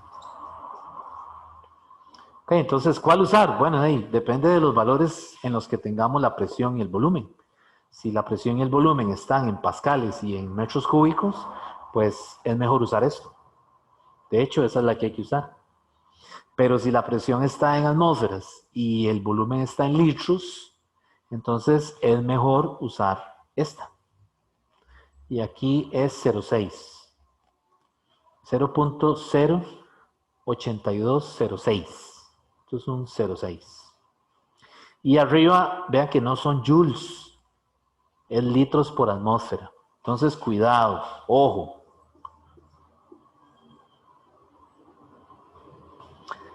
Litros por atmósfera no es joule. ¿Ok? Entonces hay que tener cuidado aquí, porque cuando más adelante en los capítulos que vienen de termo, hay que calcular calor y trabajo, ¿verdad? Y el calor y el trabajo sí están en joules. Entonces, si usted usó presión en atmósferas y volumen en litros, ese Q o ese W, ¿verdad? De calor y trabajo, no les va a dar en joules. Entonces, ese es el error de todos los semestres, ¿verdad? Por eso yo siempre lo digo aquí, para que lo tenga presente, ¿verdad? Si quiere calcular transferencia de energía por trabajo, por calor, tiene que utilizar 8.31. Y para eso, entonces, tiene que tener la presión en pascales y el volumen en metros cúbicos. ¿Ok? Bueno, esa ecuación resulta que le dicen la ecuación del gas ideal. Esa palabra ideal, ¿a qué suena? Imagínese usted, ¿verdad? Cuando le hablan de algo que es ideal. Pues lo primero que yo pienso es que es hipotético. O sea, que no es cierto, ¿verdad? Es un modelo aproximado. Bueno, la realidad es esa. En realidad, los gases, hay gases reales, ¿verdad? O sea, los gases se estudian en condiciones reales, pero las ecuaciones son más complejas, ¿verdad? Porque hay que tomar en cuenta otros factores para estudiar el problema de una forma más, ¿cómo diríamos? Más completa. Pero este modelo, por el momento, no sirve, porque aunque se llama el modelo del gas ideal, describe muy bien el comportamiento de una gran cantidad de gases. Con algunas suposiciones, por ejemplo, que la presión se baje suficiente y que el gas esté diluido. Diluido quiere decir que la densidad sea baja. Entonces, cuando los gases usted los tiene en esa condición, es decir, que la presión la densidad es baja y la presión es baja, ¿verdad? Lo más baja que se pueda, esos gases, aunque son de naturaleza química distinta, qué sé yo, tengo oxígeno, nitrógeno, hidrógeno, helio, argón, etcétera, pero si yo todos esos gases los pongo en esa condición de que tiendo a bajar la presión lo más que yo pueda y los diluyo, es decir, densidades bien bajas, pues entonces se comportan muy parecido, como un gas ideal. Entonces, por eso es que este modelo es bastante útil, ¿verdad? Porque puede reunir a diferentes gases en un mismo modelo para estudiarlos. ¿Ok? Bueno, entonces, esa N que está ahí, que es dijimos que es la cantidad de sustancia, el número de moles, hay que tener cuidado de no confundirla, porque hay dos ecuaciones que son muy parecidas. Entonces, cuidado. Yo siempre las pongo también al principio. Esa N se puede calcular de esta manera. Masa total entre M mayúscula. Vean cómo está escrita ahí. El libro no usa esa notación. Entonces, aquí es donde viene la confusión. El libro le pone, y aquí estoy viendo la ecuación, está en la página 492, se la pone solamente así. M entre M. Entonces, más adelante viene una ecuacioncilla que es muy parecida y ahí es donde aparece la confusión. Entonces, no se les olvide, esta M es la masa total del gas que está en el contenedor. ¿Ok? Bueno, entonces, continuando ahí con lo del gas ideal, la ecuación del gas ideal se puede escribir también de otra forma. Es decir, una forma es esta. P por U igual a nRT. Sí, dígame. La M mayúscula, ¿qué significa? Ah, sí, perdón, no lo dije. Eso es la masa molar, que en química le dicen el peso molecular. ¿Se acuerdan de eso? Sí. Sí, gracias. Ok. En física le decimos masa molar, en química peso molecular. Que lo ponía uno ahí con la tabla periódica, calcularlo. Sí. Perdón, es que me perdí un toquecito el número de moles. Ajá. Es la masa total del gas, dijo usted, Es la masa total del gas, correcto. sobre la masa molecular. Sí, quizás voy a hacer la aclaración, ya que me están haciendo la pregunta. Más adelante, jóvenes, viene esta fórmula. Más adelante van a ver esta fórmula, en 2 capítulos adelante aparece esto. M0 es igual a M entre NA. Y esa M sigue siendo peso molecular o masa molar, pero esa M ya es la masa de una molécula, no es la masa total. Ah, no me lo damos. El problema es que el libro a esa M, creo que no le pone, bueno, sí le pone el M0, pero entonces aparece la duda de esta M y esta M0. Entonces siempre le viene la duda, ¿M es igual a M0?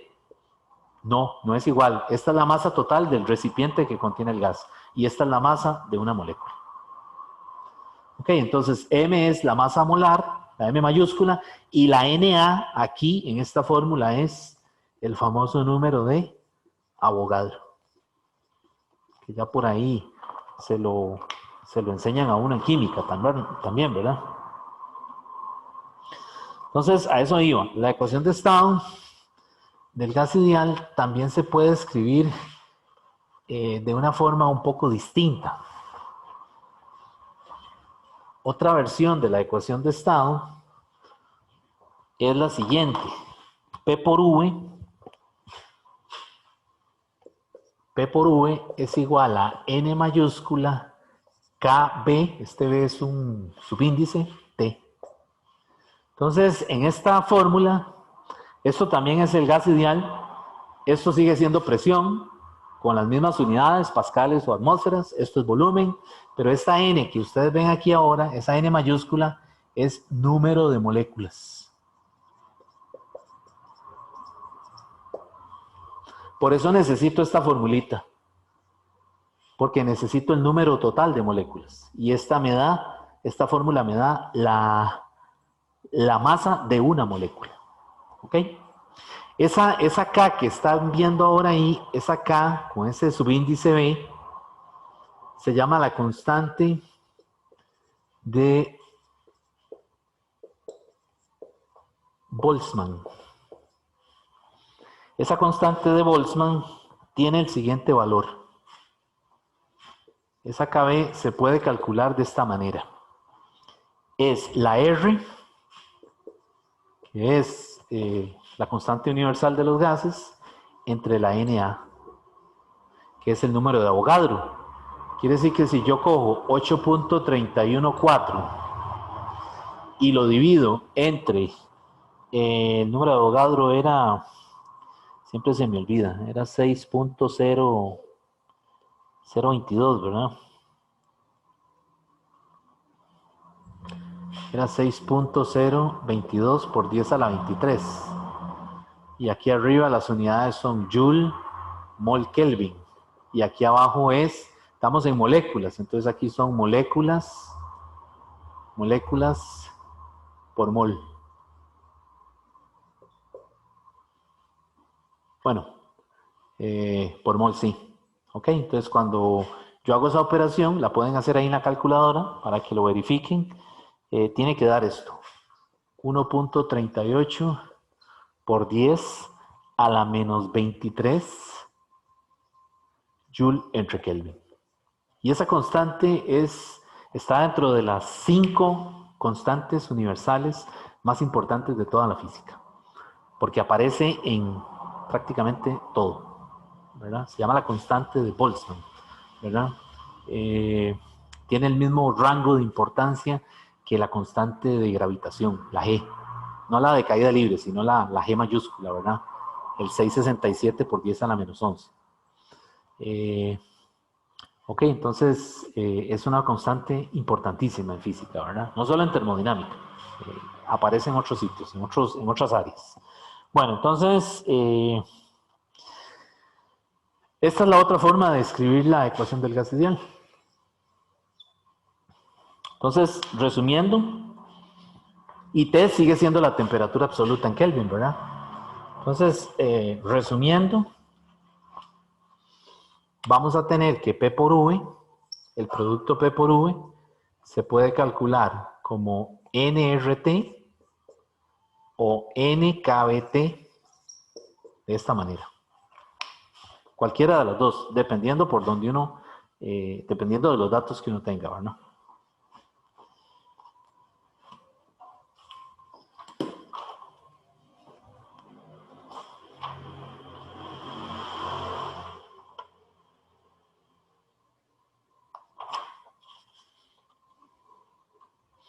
Y la otra cosa que no dije, bueno, vamos a volverlo a apuntar aquí para que quede ya por escrito. N dijimos que es la masa total entre la M mayúscula, que es la masa molar. Y también aclaramos que la masa de una molécula, dijimos que era igual a ¿qué? La masa de una molécula dijimos que es la masa molar entre el número de Avogadro. Y la que falta ahí, que no he dicho, pero que ya es obvia, ¿verdad? Esa no la he mencionado, es que la masa total también es igual a ¿qué? También debería ser igual a ¿quién? A la masa de una molécula por N, que es el número total de moléculas. ¿De acuerdo? De acuerdo, profe. Ok, entonces, la ecuación de estado, perdón, la ecuación de estado del gas ideal, en cualquiera de estas dos versiones, uno la puede usar para resolver problemas sobre gases. Entonces, hay unas ecuaciones que salen de esta ecuación del gas ideal, que se llaman las leyes empíricas de los gases. Más bien, esas leyes estaban de primero, y con esas leyes fue que se formuló la ecuación del gas ideal. O sea, que lo estamos viendo al revés. Pero digamos, de esta ecuación, P por V igual nRT, si yo mantengo la temperatura constante, es decir, si yo digo que T es constante, que no cambia en en las mediciones, pues voy a decir que P por V es constante, ¿cierto? O sea, porque si esto es constante, la R ya es constante, es 8.314 y la cantidad de sustancia es constante. Se supone que no hay fugas en el contenedor que tiene el gas. Entonces, de este lado, del lado derecho, todo es una constante. Entonces, al ser así, yo puedo escribir esta ecuación como P por 1, V1, o P inicial, si lo quieren así mejor, V inicial es igual a P final por V final. Y esa relación tiene nombre. Eso se llama la ley de Boyle. ¿De acuerdo? Entonces, esa se usa también mucho. Y así aparecen varias leyes que se utilizan, digamos, que salen, digamos, de esta parte de los gases ideales. Vamos a ver, por ejemplo, está esta otra. Por ejemplo, sale esta. Las voy a ir encerrando en un recuadro. Por ejemplo, sale esta. V1 entre T1 es igual a V inicial entre T inicial es igual a V final entre T final. Y eso se llama la ley de Charles. La ley de Charlie, si quieren llamarle más familiarmente, ¿verdad? La ley de Carlitos, ¿verdad? Ok, entonces esa funciona cuando la presión es una constante. Véanlo aquí, ¿verdad? Si yo paso la P para este lado y paso la T para acá, a dividir, me queda que NR entre P es una constante. Entonces a esa le pusieron el nombre de la ley de Charles. También hay otra así, Rho1, que es densidad, por T1 es igual a Rho2 por T2. Esa es otra versión de la ley de Charles. Es lo mismo, esto y esto es lo mismo. Entonces aquí voy a mantenerle la notación de inicial y final. ¿Ok? Entonces hay otra por ahí que es P inicial entre T inicial es igual a P final entre T final. Esa le llaman la ley de Gay-Lussac.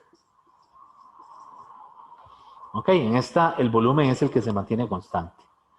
Entonces todas esas relaciones les llaman las relaciones empíricas del gas ideal.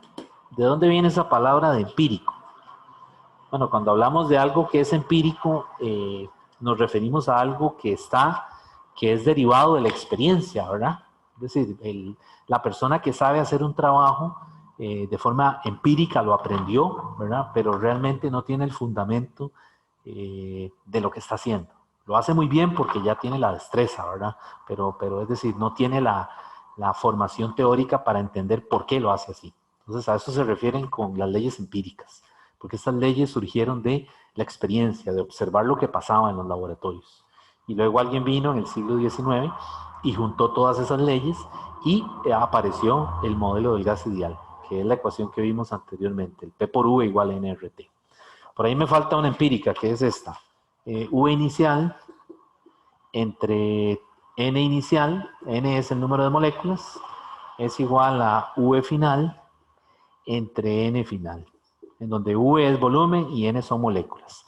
Esa se llama la ley de Avogadro, que no tiene nada que ver con el número de Avogadro, ¿verdad? Una cosa es el... Dígame. Ahí cambia la cantidad de sustancia. En esta. Sí, porque dice que el número de moléculas es diferente. Sí, va a cambiar. Es un caso en donde puede cambiar, sí. Le está diciendo que está pasando de una cantidad a otra. Habría que ver el problema, ¿verdad? Algunas veces se trata de tal vez unos balones, como por ejemplo en química, y entonces están cerrados. Están cerrados, es decir, hay una llave que no deja que pase un gas, que no se mezclen. Por ejemplo, que usted tenga, por ejemplo, nitrógeno y que tenga oxígeno. Y tiene un tubo aquí que los conecta y tiene una llave de paso que usted la puede abrir. Pero inicialmente los gases están, digamos que, separados. Entonces no es que hay fugas, sino que usted tiene un sistema en donde tiene, en un contenedor tiene un gas y en el otro tiene otro gas de otra naturaleza química. Entonces, más aquí cuando me refiero a final, más bien esta deberíamos escribirla, ahora que usted lo menciona, mejor con subíndices 1 y 2, para más bien referirnos a una situación como esta, ¿verdad? Donde tenemos gases, digamos, que están en contenedores o en recipientes aparte, ¿verdad? Y también en gases ideales, también está la ley de Graham, que es que la presión total es la suma de las presiones parciales de cada uno de los gases por separado, ¿verdad? Es el Serway no la menciona y creo que ni la usa, o si acaso pondrá un problema, pero no recuerdo. Pero digamos, también se usa junto con estas leyes empíricas para estudiar los gases ideales, ¿verdad? Entonces, pero las más conocidas son estas, ¿verdad? Charles, Gay-Lussac y Boyle. Esas son, digamos, que las que más utiliza el libro. Ahora, hay una versión que es cuando la temperatura cambia, de la ley de Boyle, que es cuando cambia la T, entonces P inicial, U inicial, T inicial es igual a P final, U final, T final. Esa es otra. Que es que eso no es ley de Boyle, ¿verdad? Porque la ley de Boyle es estrictamente cuando la temperatura es constante. ¿De acuerdo? Ok. Bueno, entonces tengo que hacer problemas de eso, igual que la clase asincrónica del jueves, ¿verdad? Que les subí problemas de... ¿ya la vieron? Sí. La clase de lo de ondas estacionarias y eso. Bueno, tengo que decirle al asistente porque él es el que la sube. Entonces el jueves igual va a salir una clase sobre problemas de esto, de lo que vimos hoy, ¿verdad? Ok, ¿tienen alguna pregunta de la primera prueba, alguna duda, algún comentario, no sé? Profe, yo tengo una. Bien. Es una pregunta así, ¿verdad que si yo tuve un error en mi pregunta, pero no tomé ninguna prueba de eso, porque cuando volví a verla había cambiado, y no hay forma de que yo pueda reclamar? Sí, no hay forma porque, digamos, usted Mm, reclama con el pantallazo, ¿verdad? ok. Sí, es decir, si la pregunta tiene alguna inconsistencia, pues mejor le toma una foto y muy importante, una foto con el número de la pregunta, porque recuerden Ok. que aquí es fundamental identificar el número de la pregunta porque de ahí son un montón de preguntas, entonces no sabríamos en el caso suyo cuál fue la que le tocó. Habría que ir a buscar en el banco una por una, imagínense, sería de locos. Sí, profe, es que yo cuando volví a ver la pregunta había visto que ya ahora sí estaba bien puestas las respuestas. Ajá. No pensé que iba a cambiar de una forma a otra. Ah, ok. Ya, Bueno, muy probablemente es que la persona que planteó la pregunta, el profesor que la planteó, se dio cuenta que estaba mala y la cambió enseguida. Y entonces cuando usted la vio la primera vez estaba mal y enseguida, eso puede ser que haya pasado, ¿verdad? Y enseguida se dio cuenta del error y fue y la cambió. ah, profe, pero eso no requiere un comunicado, porque eso es que alguien lo ponga ahí, o Eh, la escuela, pues no sé, porque eso ya porque, sí nos o sea, yo lo que confundió. escuché fue eso. Yo, por ejemplo, en el caso mío, yo no toco el banco de preguntas. No me gusta. O sea, prefiero revisarlas antes, pero sí he escuchado, ¿verdad? No me publique que han hecho eso, de que cambian la pregunta para que los que la sigan viendo no se den, es decir, no se den cuenta, no esté el error ya, ¿verdad? Ah, profe, pero deberían poner un aviso que cambiaron la pregunta ya después de que yo hice el examen, ¿no? Sí, sí, eso hay que verlo. Vamos a tener una reunión de cátedra en esta semana, así que todo eso hay que hablarlo ahí, en esa reunión, a ver qué fue lo que pasó, porque sí, es decir, debería, o revisarla antes de que comience la prueba, ¿verdad?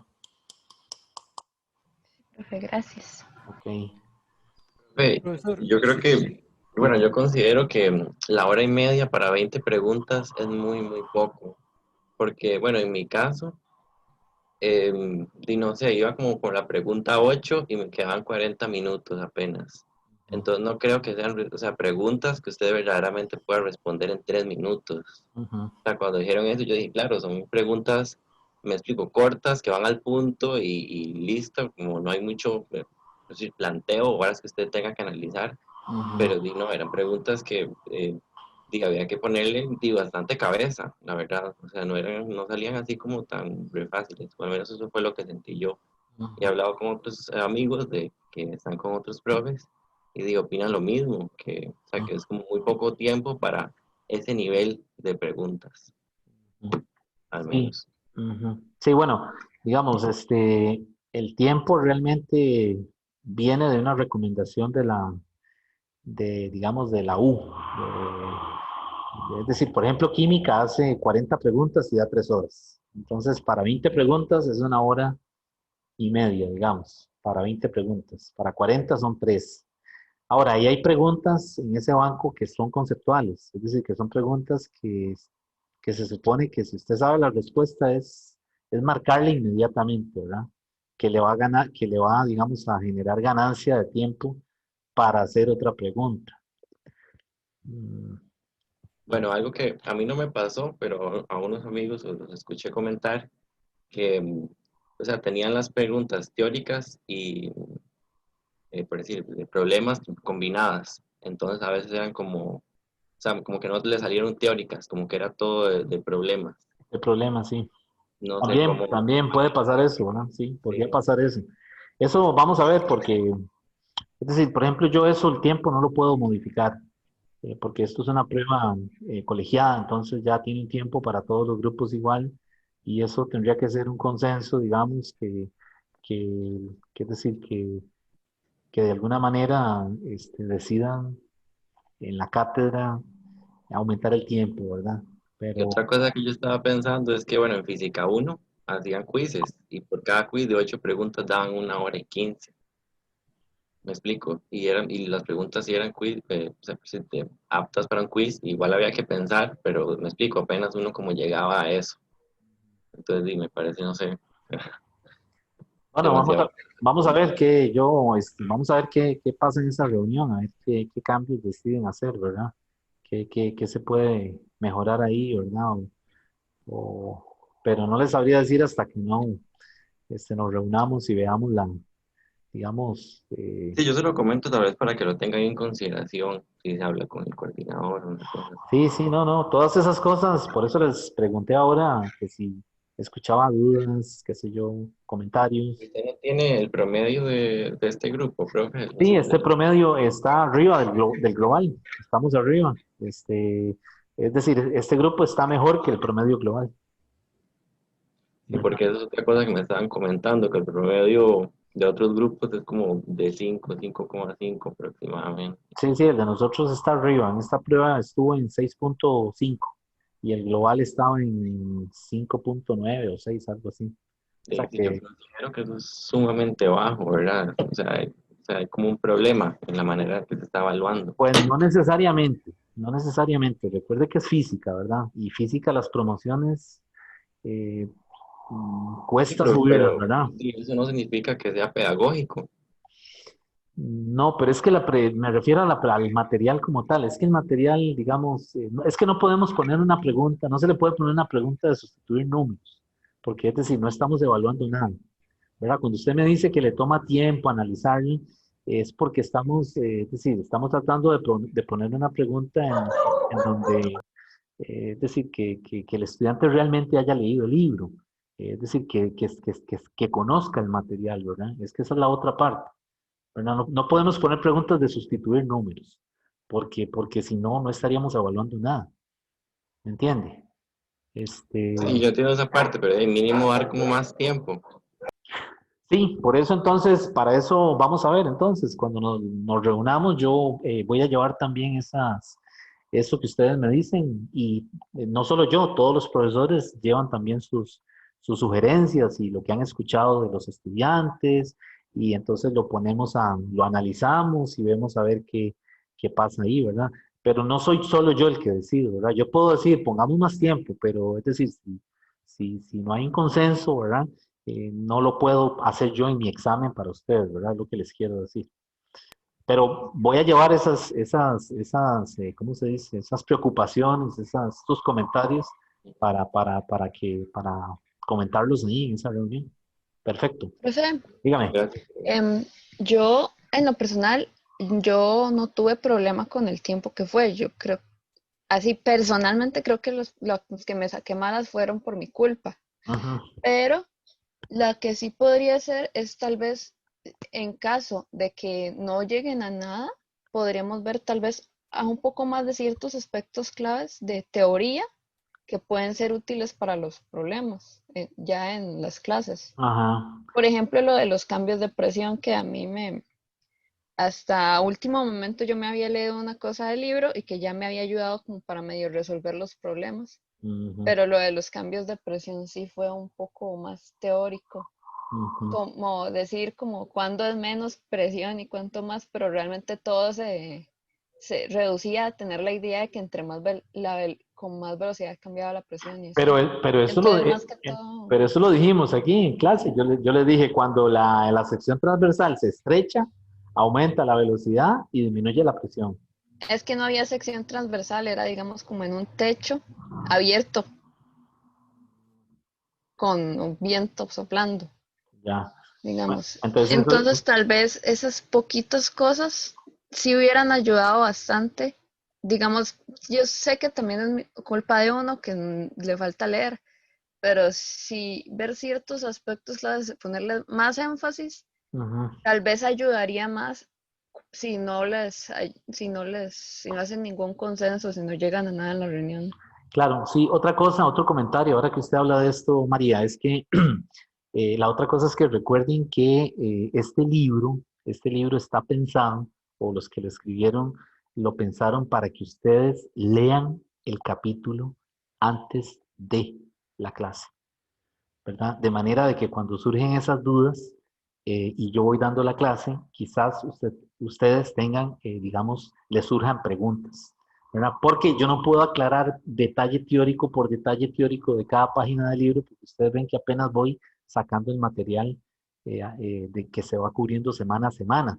Entonces, una buena práctica es que ustedes el domingo, intenten leer el capítulo. No va a sacarle todo el provecho porque en una primera lectura cuesta mucho, ¿verdad? Pero si usted lo lee, viene familiarizada a la clase y tal vez venga con alguna pregunta concreta de lo que leyó. Y ahí es donde entro yo a ver si le puedo aclarar digamos, esa duda que usted tiene. Pero la parte conceptual, definitivamente, eso en esta modalidad se está evaluando, ¿cómo se llama? Mucho, ¿verdad? Porque entonces esta modalidad permite ver si ustedes realmente están, digamos, leyendo el libro, ¿verdad? Porque cuando es la modalidad presencial hay estudiantes que no leen el libro y se la juegan resolviendo problemas de exámenes viejos, que no es lo correcto, ¿verdad? Lo correcto es primero leer el libro, pero aquí en esta modalidad hay que leer el libro, ¿verdad? Hay que leer sección a sección y leerla las veces que sea necesario, porque por ahí va a venir una pregunta de un reglón, ¿verdad? Que le va a decir, tal cosa, y es una palabra sencilla, pero hay que saber, hay que entender o haber leído eso para estar, ¿cómo se dice? Informado o saberlo, ¿verdad? Pero bueno, todos esos comentarios que usted me han hecho, los vamos a tener presentes en esa reunión que vamos a tener. Pero yo tengo otra pregunta. Sí, En las preguntas que uno tuvo malas, sí. no le suelta como la solución o la resolución para saber uno qué tuvo malo. Tendría usted que guardar, como yo he hecho, es que yo les digo, si tienen la pregunta, el pantallazo, lo podemos ver en la hora de consulta y ahí aclaramos la duda. Profe, es que ahí aparece una sección que dice revisión, donde uno puede ver las preguntas que uno tuvo mala. Sale el examen ya resuelto. Sí, pero él dice si uno la puede hacer, digamos, para que vean cómo, porque la solución no está, lo que está es la respuesta, quizás. Ajá, pero ahí está el número y todo. Ok. Sí, pero tal vez él se refiere a la solución, cómo se hace, digamos. Tendría que ser como en hora de consulta, que usted la comparta y la hacemos aquí en la clase, ¿verdad? En la hora de consulta. Está bien, profe. Gracias. Profesor, yo le Yo, iba a decir que, digamos, cuando usted en la reunión de la cátedra sí. mencionara también que se pudiese hacer que las preguntas fueran más equitativas, o sea, como que hubiesen más preguntas en relación a los temas que vimos, porque, por ejemplo, a mí personalmente me tocaron la mitad del examen, todas preguntas que se resolvían a partir de Bernoulli. Después de preguntas que se resolvían por péndulos, digamos, péndulos físicos simples o de torsión, fueron como 2. Y preguntas teóricas fueron como 5. Y ya después las últimas 3 fueron preguntas que tenían un grado de dificultad mucho mayor a la media. Digamos, sé que supongo que los hacen de esa manera, los distribuyen de esa manera para que el examen tenga cierta dificultad, algunas preguntas más sencillas que otras, otras de teoría, otras de algún tema, pero fue como demasiadas de Bernoulli. Yo había estudiado bastante Bernoulli, pero también había estudiado un montón péndulos y de péndulos no salió casi nada. O sea, salieron muy pocas y de teoría fueron demasiadas, así muy pocas también. Sí, Casi todo fue Bernoulli, Bernoulli, Bernoulli. Bueno, por lo menos a mi examen. Sí, voy a consultarlo, pero yo creo que ya eso, no sé si uno puede meter mano ahí, pero eso es, digamos, cuando la plataforma selecciona, ¿verdad? Cuando lo que llaman ellos, cuando las jalan las preguntas, la plataforma usa un código ahí, un algoritmo, ¿verdad? Que ya es interno a la plataforma. Es decir, nosotros nada más, el coordinador lo programa y entonces el coordinador en 5 minutos la plataforma le puede generar 20 exámenes, ¿verdad? Pero es decir, uno no le dice, digamos, el porcentaje de temas, sino que ella misma selecciona. Por eso es que nosotros cuando hacemos la plataforma lo tenemos diseñado por temas, ¿verdad? En la plataforma yo veo las preguntas de oscilaciones, veo las preguntas de dinámica de fluidos, y lo que tal vez puede influir es la cantidad de preguntas. Hay algunos bancos que tienen menos que otros. Entonces, cuando la plataforma, cuando usted le pide un examen, ella automáticamente jala de todos los bancos y es posible que jale más de los bancos que tengan más preguntas de un tema dado. Supongo yo, como le digo, estoy suponiendo eso, porque sí sé que hay algunos bancos que tienen más preguntas que otros. Continuamos llenándolos, ¿verdad? Esos bancos están aumentando cada día, porque cada día metemos más problemas, ¿verdad? Que es un trabajo muy, muy cansado, ¿verdad?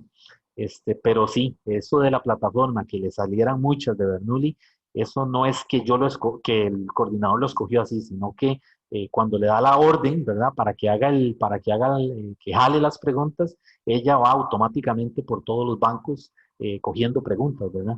Entonces, pero voy a hacer la consulta también, a ver cómo funciona eso, porque realmente no sé no estoy enterado de todo el funcionamiento de esa plataforma.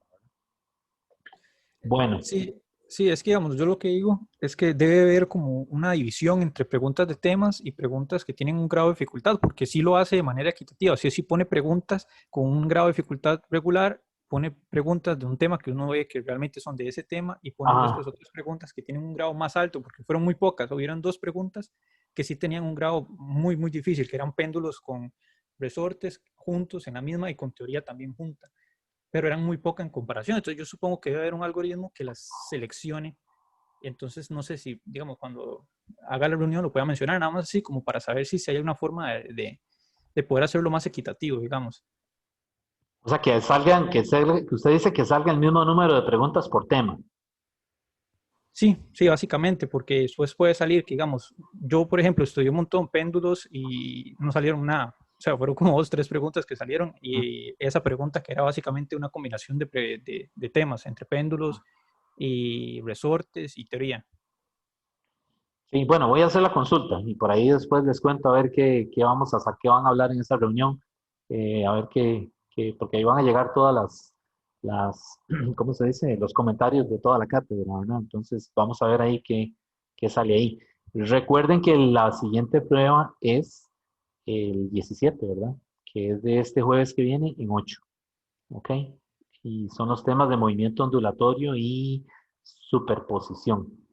Entonces, por ahí esta semana les mando la clase de gases o sea, del tema de hoy. Ok, bueno, pues entonces nos veríamos el miércoles en la hora de consulta. Gracias, profe. Bueno, hasta luego.